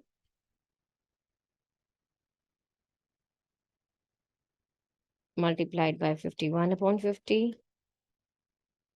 51 upon 50. These two zeros will cancel. This will cancel at 35, 7. So you have 51 into 51 into 7. So the correct answer, by multiplying all of that, you will get question number 82. What is the compound interest for 17,500 for 6 months, 8% compounded quarterly? So first thing, for the compound interest, the formula for the amount is given by amount is equal to principal into 1 plus rate upon, since it's quarterly, so it will be 400 raised to power 4 times. So the time over here is 6 months, which is equal to half a year. Correct? Principal is given to you as 17,500. Rate is 8%. Time is half a year, which gives you 17,500 into this will cancel at 50. 51 upon 50 raised to the power 2, which gives you 17,500 into 51 into 51 upon 50 into 50, that is equal to 18,207. This is equal to amount. Compound interest is equal to 18,207 minus 17,500 rupees, which gives you 707 rupees. This is the compound interest. Let's check with the options. This is not present over here, but the answer to the question is that only. Option answer is rupees 707. Right? So this is the answer to the question, 707. Let's move to the next question, number 83. Because this option is missing, maybe there is some problem in the options only. Because technically, if you see 17,500, you cannot have such heavy compound interest for such a short period of time, that is 6 months. Hope you got that. Next is question number 83. It says we have a square with area of 1849. If we double the length, subtract 23 from the breadth, find the ratio of new length and breadth. So let's move. You are given, first of all, it's a square. We have a square with an area. Area of square is 1849 unit square. So we have side will be equal to root of 1849. That is equal to plus minus 43. Negative side is not possible. So side is equal to 43 only units. Now it's saying if you are doubling the length. So length will be equal to 43 multiplied by 2. That is equal to 86 units. And subtract 23 from breadth.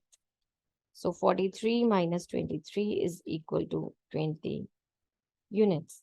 So now the question is the ratio of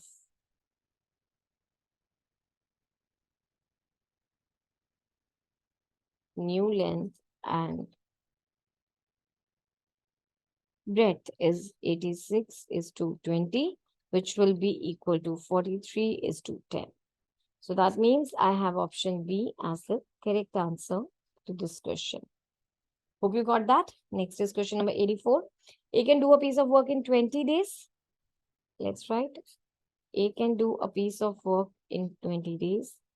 B can do it in 15 days. A and B work together to do it for 6 days. So A plus B, when they work together, they take 6 days.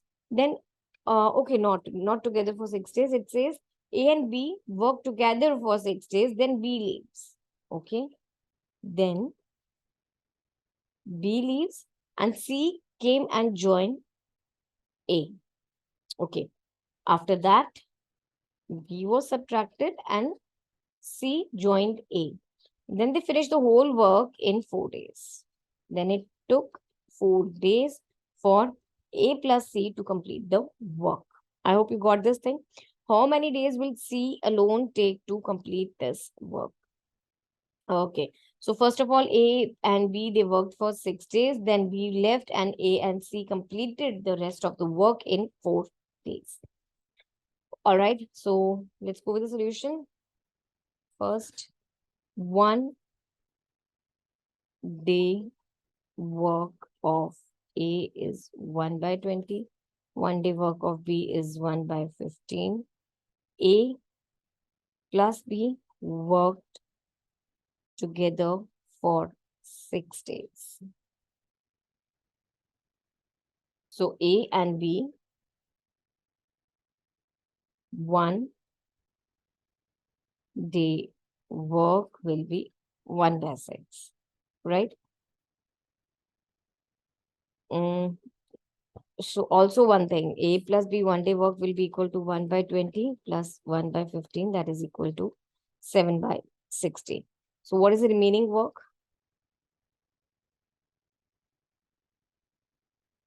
If they work together and they completed this much of the work total, then remaining work is 1 minus 7 upon 60, which is equal to into 6.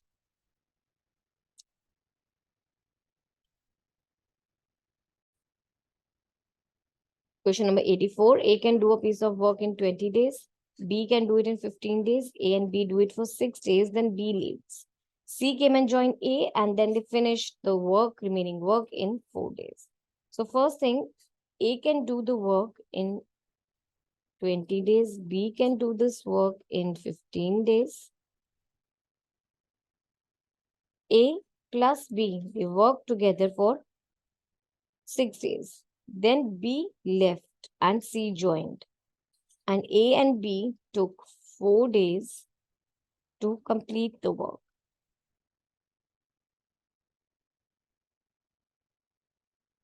Correct? So this is the situation which is given. Let's move to the solution. A's 1 day work is 1 by 20. Similarly, B's 1 day work is 1 by 15. Correct? A and B worked for 6 days together. Then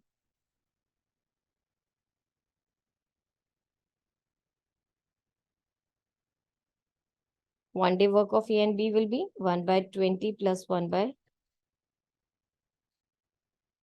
15, which is equal to 7 by 60.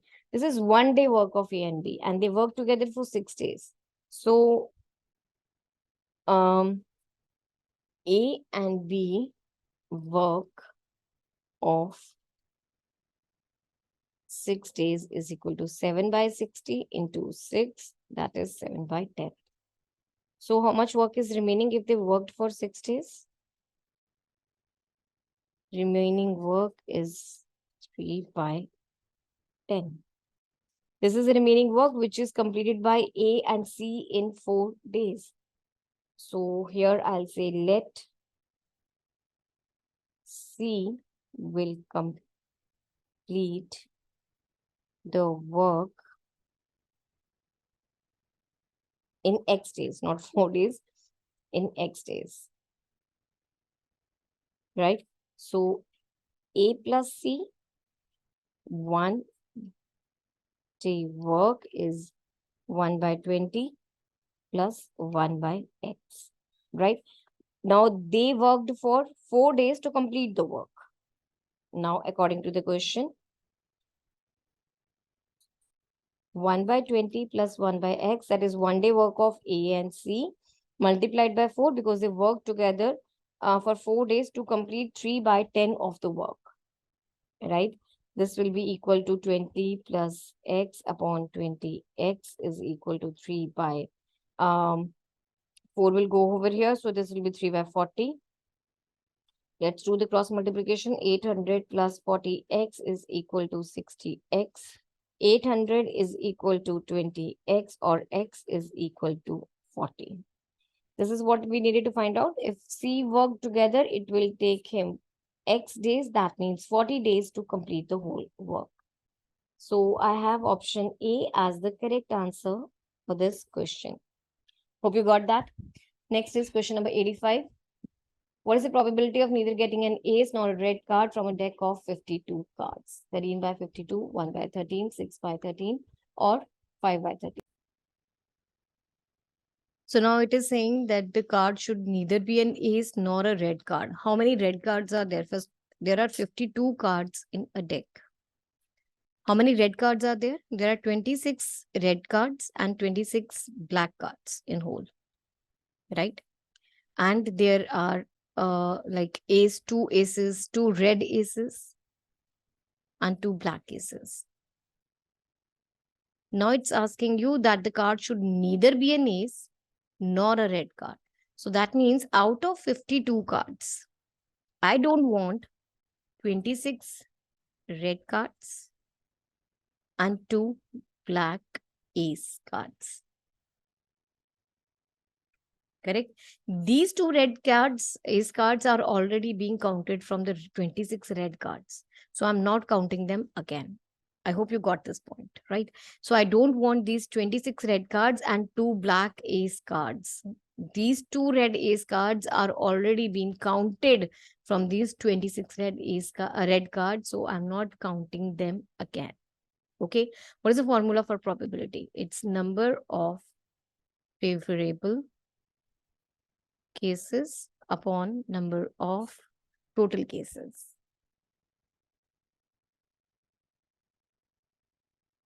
So what are the favorable cases? Out of 52 cards, I don't want 26 red cards and 2 black ace.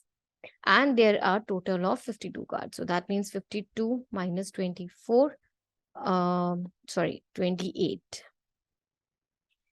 upon 52. So this is 24 upon 52, which is equal to 6 upon 13. So got my answer, 6 upon 13, that's option C. So this is the answer to my question. Hope you got that. Next is question number 86. The angle between hour hand and the minute hand and 340. We already done one such question. So it's pretty easy. Now I think it will be easier for you to understand to get this now. Let's go. You know one thing, the angle traced by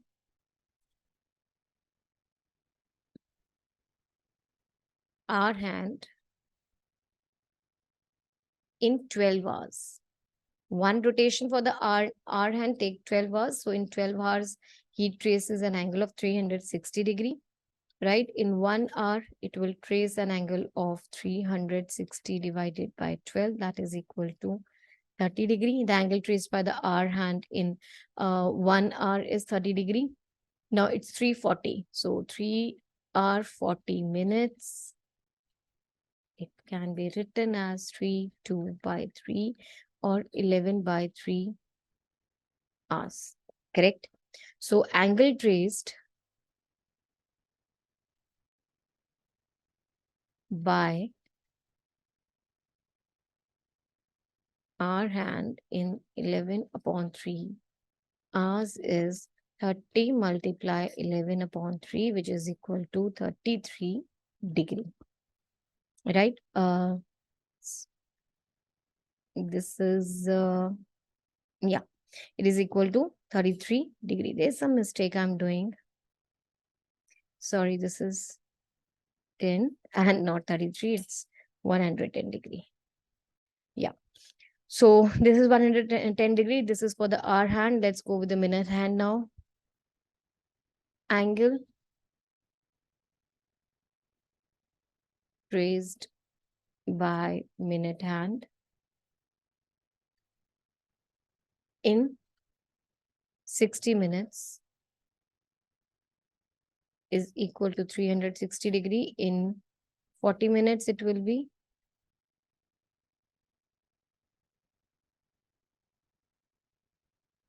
360 multiply 40/60, which is equal to 240 degree, right? So the angle traced by hour hand is this, by minute hand is this.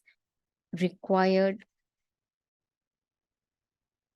angle is 240 minus 110, that is equal to 130 degrees. That means I have option B as the correct answer to this question. Hope you got that. Next question number 87. The average score of 60 students in a test is 70. The ratio of the number of boys to the girls is 11:4. Average score of boys is 10% more than that of girls. The average score of girls is. Now, the sum of score of all the 60 students is equal to 70. Sorry, this is the average score, right? So, from here, we can say sum of scores of 60 students. That is equal to average multiplied by number of students, right? That means 70 multiplied by 60, which is equal to 4,300, 4,200.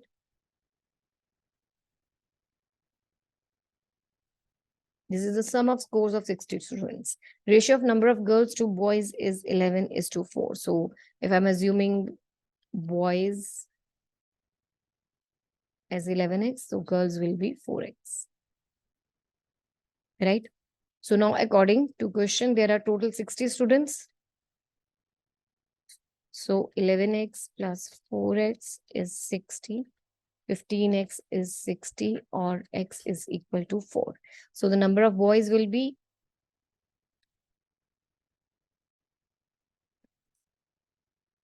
11 into 4, that is 44.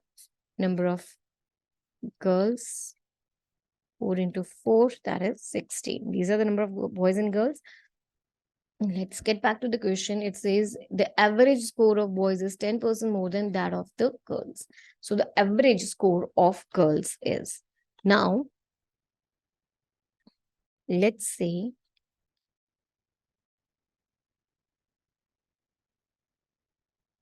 average score of girls is y. So average score of boys is 10% more. So this is y plus 10% of y, which is equal to y plus 10/100 into y. That will be equal to 11/10 y, right? Now we just calculated that the sum of their scores is equal to 4,200. Now y plus 11/10 y. This is for the number of girls and boys. So sum of scores of all 60 students is given by this average will be multiplied by 16 and this average will be multiplied by 44 because this is the number of girls 16 and this is the number of boys. total scores is equal to average into number of girls and number of boys. This is equal to 4200, right? So here I'll get 16y plus this is equal to 484. Let's do the multiplication. Yeah, 484. So 484 upon 10y is equal to 4200, which gives you a total of 644 upon 10y is equal to 4200, or y is equal to 42000 upon 644, that is equal to 65.22. So the average score of girls, this is what we assume, this is equal to 65.22. That means option B is the correct answer to this question. Hope you got that. Next is question number 88. A boat goes to a place 60 kilometers distant and comes back in 35 hours. If it takes equal time to row 4 kilometers with the stream that it takes to row 3 kilometers against the stream, then you have to find out the average in still water and speed in stream. Find the average of the speed in still water and speed in stream. All right. So first thing, it says if it goes 4 kilometer, boat goes to a place of 60 kilometer distance and come back in 35 hours. If it takes equal time to row 4 kilometer with stream and 3 kilometer against the stream. So first thing, let's say it goes 4 kilometer downstream in X hours. Downstream speed will be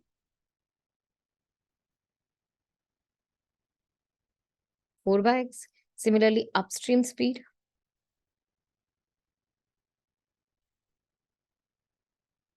is equal to 3 by X. Then 60, which is the total distance, divided by 4 by X plus 60 divided by 3 by X is equal to 35 hours, which gives you 60x upon 4 plus 60x upon 3 is equal to 35. 15x plus 20x is equal to 35. 35x is equal to 35, or x is equal to 1 kilometers. Right? So the downstream speed is equal to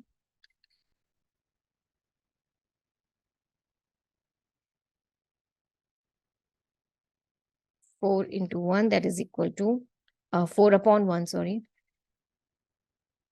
That is equal to 4 kilometers per hour. And upstream speed is 3 kilometers per hour. Now, speed in still water. Speed in still water is 4 plus 3. That is the sum of the two speeds divided by 2. That is 3.5 kilometers per hour. And speed in stream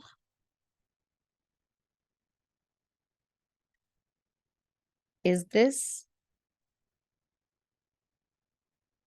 Correct? Now the required average, which is asked in the question, is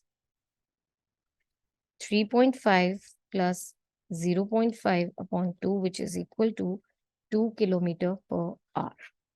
So this is what we needed in the question, 2 kilometer per hour. That is option C is the correct answer to this question.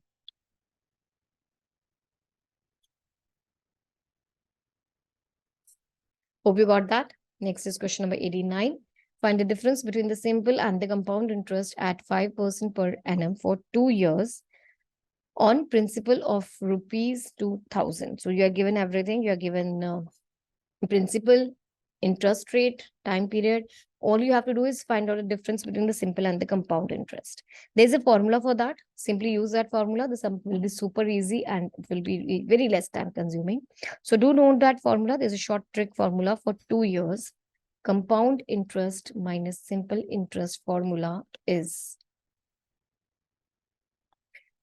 equal to principal rate upon 100 raised to the power 2. That's it. So the difference is required difference is 2005 upon 100 raised to the power 2. 2000 into 1 by 20 into 1 by 20. So this will cancel, this will cancel, this will cancel, and you have 5. So that is equal to 5. The difference between compound and simple interest at these conditions is 5. Option E is the correct answer to the problem. Next is question number 90. The cube root, or if the cube root of this is 56, then the value of this, and this is. All right, no, just pay attention towards it very carefully. 175616 cube root is equal to 56. Correct? Now let's move to this one. Okay, I'll write down the given statement. Cube root of 175.616 plus cube root of 0.175616 plus cube root of 0.000175616 is. Now let's extend. This is cube root of 175616 upon 1000 plus cube root of 175616 upon 1, 2, 3, 4, 5, 6 plus cube root of 175616 upon 1, 2, 3, 4, 5, 6, 7, 8, 9. Okay. So now this will be, see, you know this, the cube root of 175616 is equal to 56 upon cube root of 1000 is 10 plus 56 upon 100 plus 56 upon 1000. That's equal to 5.6 plus 0.56 plus 0.056. This is equal to, when you will add, you will get 6.216 as the answer. So 6.216 is option C. So this is the answer to our question. Hope you got that. Next is question number 91. All right, if 1 by 2 is equal to this whole expression, then you have to find out the value of x. Let's go with this. So you have to find out the answer very patiently. We don't have to make any mistake at any point. I'll just pick up the right-hand side first. All right, let's go. 1 upon 1 plus 2 upon 2 plus x upon, now 4 plus 5 upon 6. This is equal to 24 plus 5 upon 6, which is equal to 29 upon 6. Correct? Let's solve it further. This is equal to 1 upon 1 plus 2 upon 2 plus 6x upon 29, which is equal to 1 upon 1 plus 2 upon 29 2s are 58 plus 6x upon 29. This is equal to 1 upon 1 plus 29 will go up now. This will be 58 upon 58 plus 6x. Right? 1 upon 58 plus 6x plus 58 upon 58 plus 6x. So 58 plus 6x upon 58 plus 58. This is equal to 116 plus 6x. This was equal to 1 by 2. Now we have almost done the sum. Let's do the cross multiplication. 116 plus 6x is equal to 116 plus 12x. These two will cancel and 6x is equal to 12x. This is possible. That means 6x is equal to 0 or x is equal to 0. We got our answer. X is equal to 0 over here. Option B is the correct one. Hope you got that. Question number 92 is the next one. Milk and water are mixed in a vessel in the ratio 5:7 and in vessel Y in the ratio 2:1. Now a new mixture of 18 liters is made by mixing the quantities of vessel X and Y such that milk and water ratio in new mixture becomes 5:4. Find the quantity of the vessel X in the new mixture. Okay, so first thing you are given that milk and water are in X vessel. Milk, I'll take Y vessel over here. So here, milk and water ratio is 5:7. Here, milk and water ratio is 2:1. Right? That means quantity of milk here is equal to 5/12. And here, quantity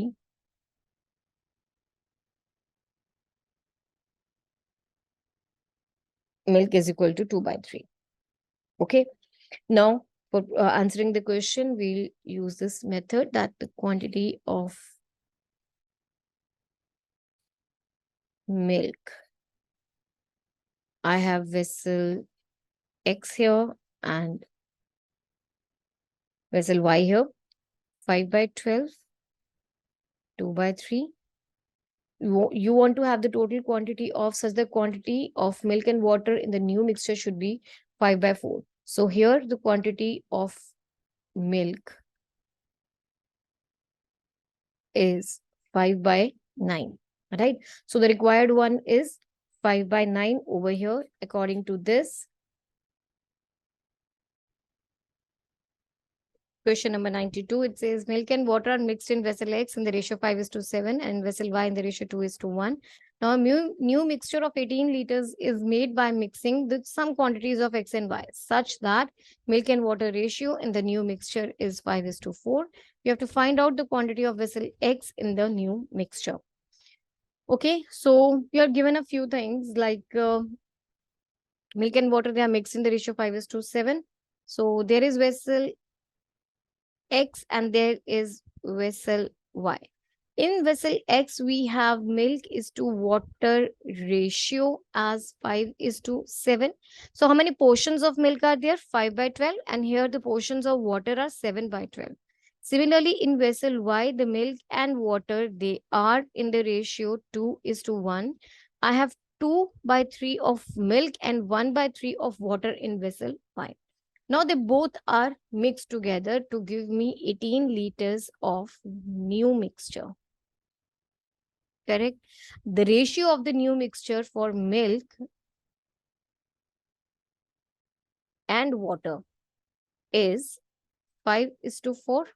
So that means how much milk is there? 5/9 portions and 4/9 portions of water is there. Correct?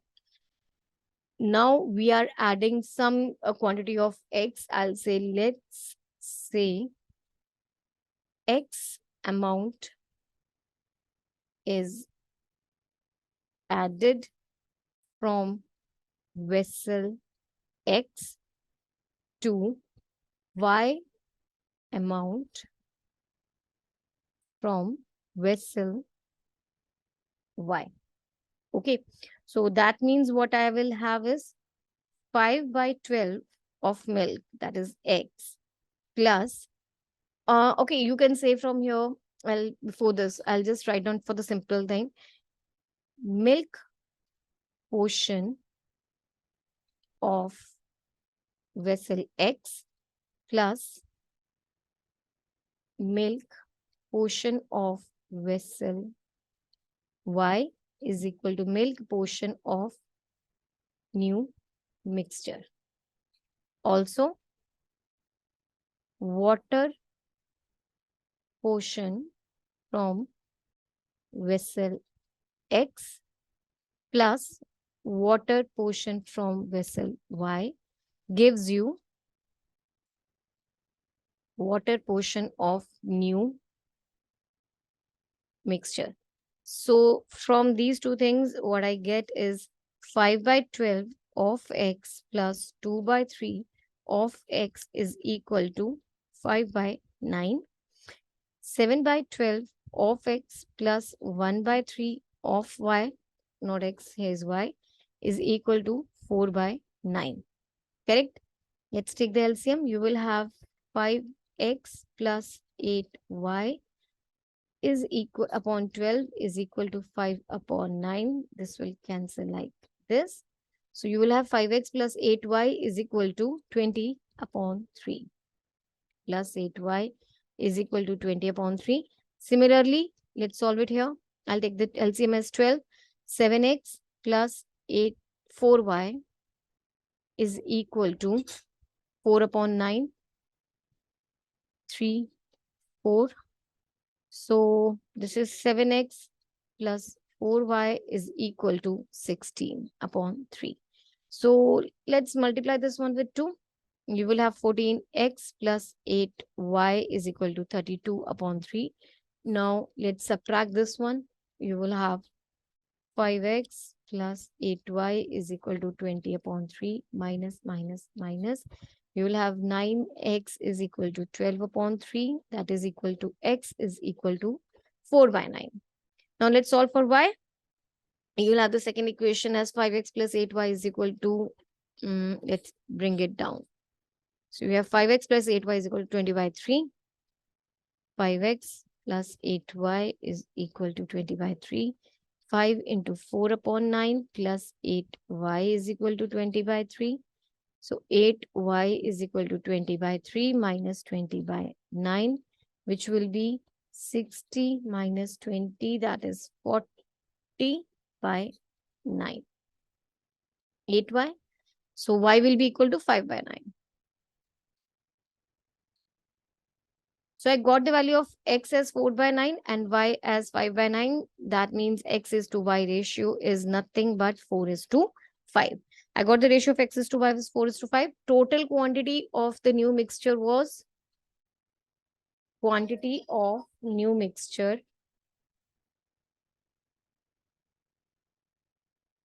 is equal to 18 liters. Therefore, quantity of vessel X is 4 by 9 of 18. That is equal to 8 liters. All right.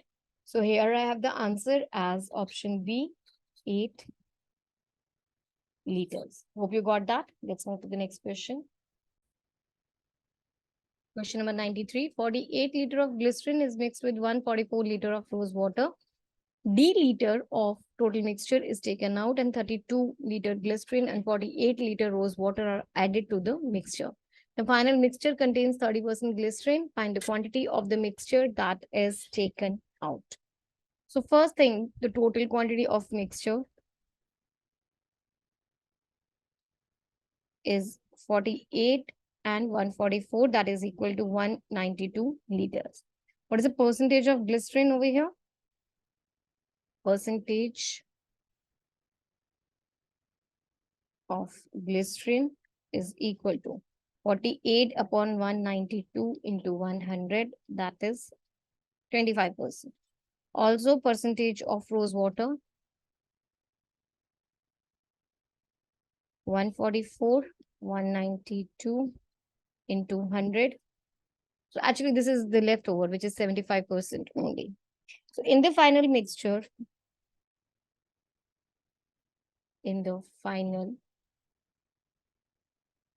mixture, percentage of glycerin,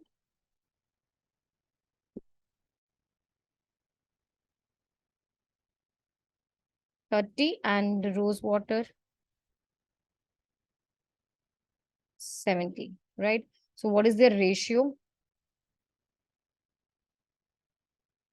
3:7, right? According to the question.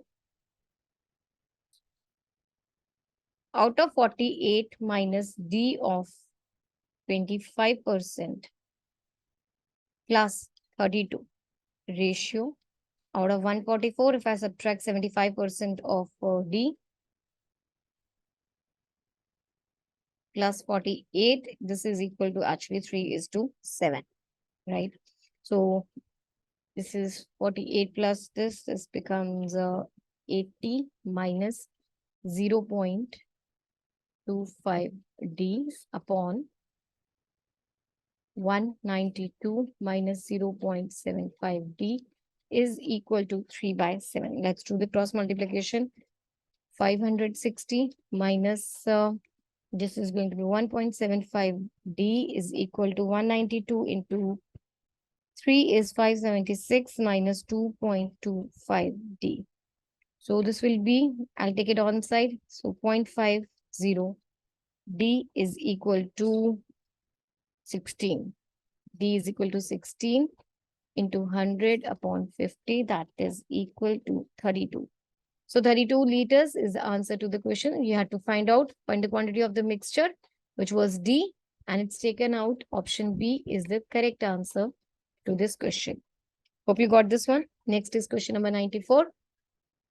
In an examination, 25% of the candidates failed in mathematics and 20% failed in English. If 10% of the candidates failed in both the subjects, 292 candidates passed in both the subjects, which one of the following is the number of candidates who appeared in the examination? So you are given multiple things. First thing, 25% failed in mathematics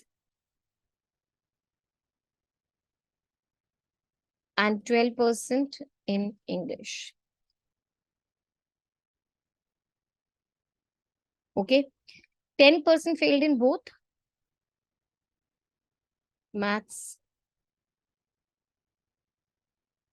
plus English. So percentage of students failed who only failed in mathematics. Percentage of students who only failed in maths is 15%, correct? Now percentage of students who failed in only English is equal to 12 minus 2, that is equal to 2%. All right.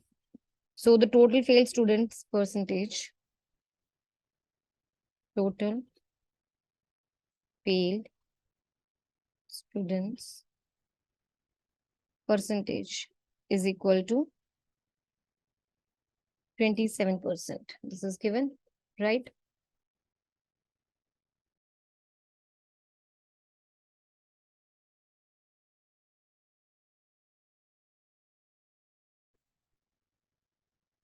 Question number 94.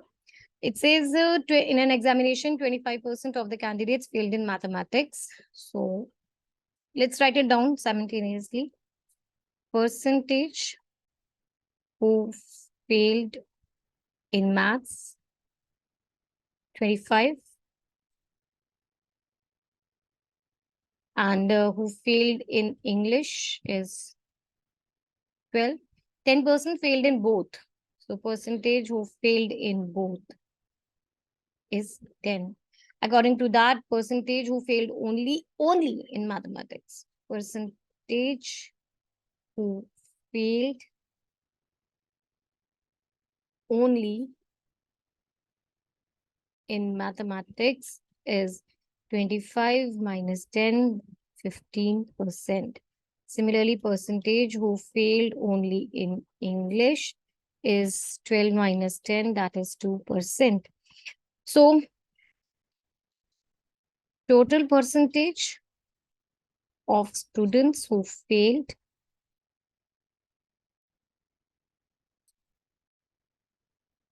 is 15 plus 2 plus 10, 27%.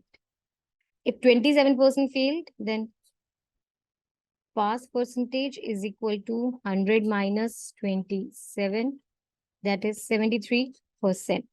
Now it's said in the question, 292 students passed in both the subjects. So that means 73%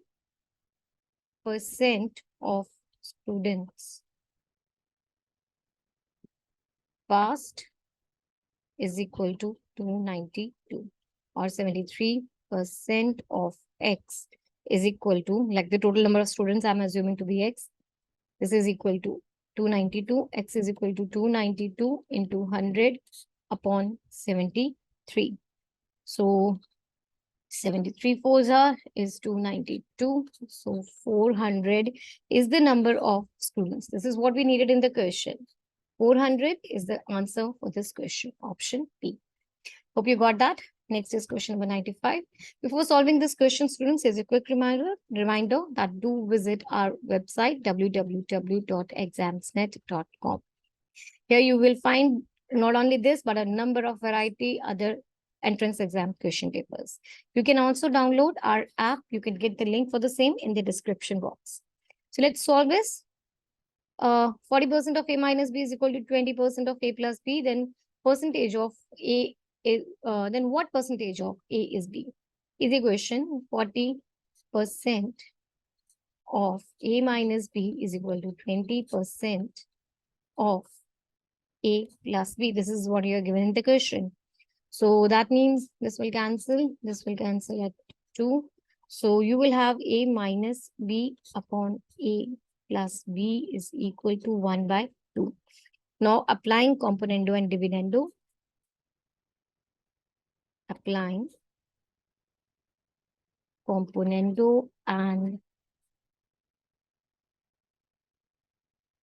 dividendo, you will have A minus B plus A plus B upon A minus B minus A minus B. This is equal to 1 plus 2 upon 1 minus 2. So these two will cancel. Sorry, not these two. These two will cancel. And you will have also these two. So 2A upon minus 2B is equal to 3 upon minus 1, which is equal to minus 3. So that means A upon B is equal to 3 or B upon A is equal to 1 by 3. Right? So percentage, what percentage of A is B? Let's find out the percentage. It's 33, 1 by 3%. So I have option C as the correct answer to this question. Hope you got that. Next is question number 96. The ratio between age of A and B at the time when they married was 7:9. After 9 years of the marriage, the ratio of 1/3 of present age of A and 1/3 of present age of B is 5:6. The present average of A and B is. So in this question, let's see present age of A and B, M and N respectively. So according to the question, 1/3 of M, the ratio of this with 1/3 of N is 5/6. So that means M, okay, I'll write it down. 1/3 M, 1/3 N is 5/6, which gives me M upon N is 5/6, or M is equal to 5N upon 6. Therefore, also M minus N, that is 9 years before. The ratio of their ages was 7:9. So M minus N upon N minus 9. M minus 9 upon N minus 9 is equal to 7 upon 9. 9M minus 81 is equal to 7N minus 63. M is equal to 5N upon 6. So 5N upon 6 minus 81 is equal to 7N minus 63. You will have 3, 2, 15/2N minus 7N is equal to 81 minus 63, that is 18. This will be 1/2. 15 minus 14, yeah. 1/2 N is equal to 18, or N is equal to 36 years. For that, let's find out M. M was 5. M upon 6 n upon 6, 5 into 36 upon 6, that is equal to 30 years. What you had to find out in the question was the average present average age of A and B. So A and B's present age is 36, 30 and 36. So average age of A and B is 30 plus 36 upon 2. That means 33 years. So here we have the correct answer to the question, 33 years. That is option A. Hope you got that. Next is question number 97. Mr. A sells some books at 12% profit and earns rupees 120. Some pencils at 10% profits and earns rupees 100. Find out the overall profit percentage. So see, first of all, you are given the formula for the profit percentage. You know that's profit upon CP into 100. So he sells 12% profit and earns rupees 120. From here, I'll find out the cost price. So cost of the price of the books is equal to 100 plus profit. See, it is question number 97. Mr. A sells some books at 12% profit and earns rupees 120. Some pencils at 10% profit and earns rupees 100. You have to find out the total overall profit percent. So, you know, one formula, profit percentage is equal to profit upon CP into 100, right? CP, okay, let's take books over here and pencils over here, right? So cost price is equal to profit upon profit percent into 100. Similarly, cost price is equal to profit upon profit percent into 100. So for books, the cost price, see the profit was 120, profit percent was 12 into 100. This gives you 1000 rupees is the cost price of books. Similarly, cost price of pencils is 100 into 100 upon 10, that is equal to 1000 rupees again. So the total cost price now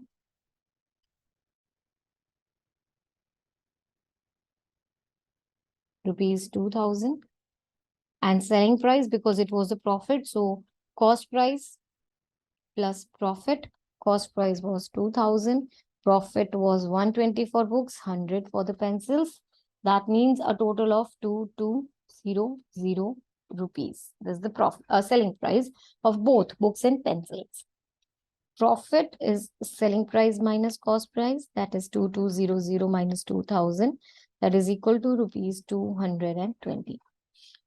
Overall profit percentage is profit upon CP into 100, which comes out to be 11%. So the answer to the question is 11%, option A. This is the correct answer to the question. Hope you got this. Next is question number 98. What must be added to each term of this ratio to make it 2/3? So you are given that there's a ratio 6:5. You have to add something to that to make it 2/3. So see, let the term to be added be x. Then, according to the question, 6 plus x upon 5 plus x is equal to 2/3. So this term x is added to 6 as well as 5, and then the resultant ratio will be equal to 2/3. Do the cross multiplication. 18 plus 3x is equal to 10 plus 2x. X is equal to 10 minus 18, that is equal to minus 8. Simple as that. We have option D as the correct answer for this question. Hope you got that as well. Next is question number 99. It says 2 cards are drawn successfully without replacement from a well-shuffled pack of 52 cards. What is the probability of drawing 2 aces?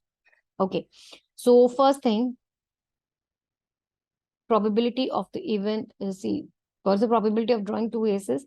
First of all, probability of event A to happen is 4C1 upon 52C1. That is, there's a combination. 4 out of 4 aces, you have to draw one from a well-shuffled pack of 52C1. This is the first ace. This is for the first ace. So this is equal to 4C1 is, this is equal to 4 and 52C1 is 52. This gives out 1 by 30. Now, probability of the second event B to happen when A has happened. That is, one ace has already been drawn. Now I have to draw out second ace. This is given by 3C1 upon 51C1. Because already one card has been taken out. So 3C1 divided by 51C1. This is equal to 3 by 51, which is equal to 1 by 17. Now, required probability that first this event and then this event will happen. Required probability is equal to 1 by 13 into 1 by 17, which is equal to 1 by 2 to 1. That is, option B stands to be the correct answer to this question. Hope you got that as well. Then let's move to the last question of this paper, question number 100. This is the last question of this paper, students. I already hope that you are well aware of this paper. You got through the paper very well. Let's go with this one as well. In a single cast with 2 fair dice, what is the probability of throwing a sum of 7? Okay, so a dice is a single cast with 2 fair dice. When 2 dices are thrown, I hope you know the all possible outcomes. It's 1-1, 1-2, 1-3, 1-4, 1-5, 1-6, 2-1, 2-2, and so on till 2-6, 3-1 till 3-6, 4-1 till 4-6, 5-1, 5-6, 6-1, 6-6. Right? Now, what is the probability of getting a sum of 7? So out of all of them, what are the favorable cases? That is, in which you will get a sum of 7. So favorable cases are 1-6, 2-5, 3-4, 4-3, 5-2, and 6-1. Right? So how many are these? 6. A total of 6 favorable cases. So favorable cases are 6.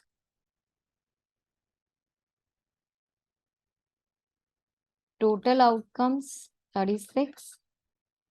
Probability required probability is 6 upon 36. That is equal to 1 by 6. So we got our answer to the question as 1 by 6. Let's see. Option B is the correct answer for this question. So hope you got this. And students, I hope the whole of the paper was super easy and you understood it very well. If you have any problem, you can rewind the video and go through it once again. Or for further assistance, you can visit our website, www.examsnet.com. You can also download our app. You can get the link for the same in the description box. So very best of luck for your exams. Keep shining, keep rising high. That's all for this paper.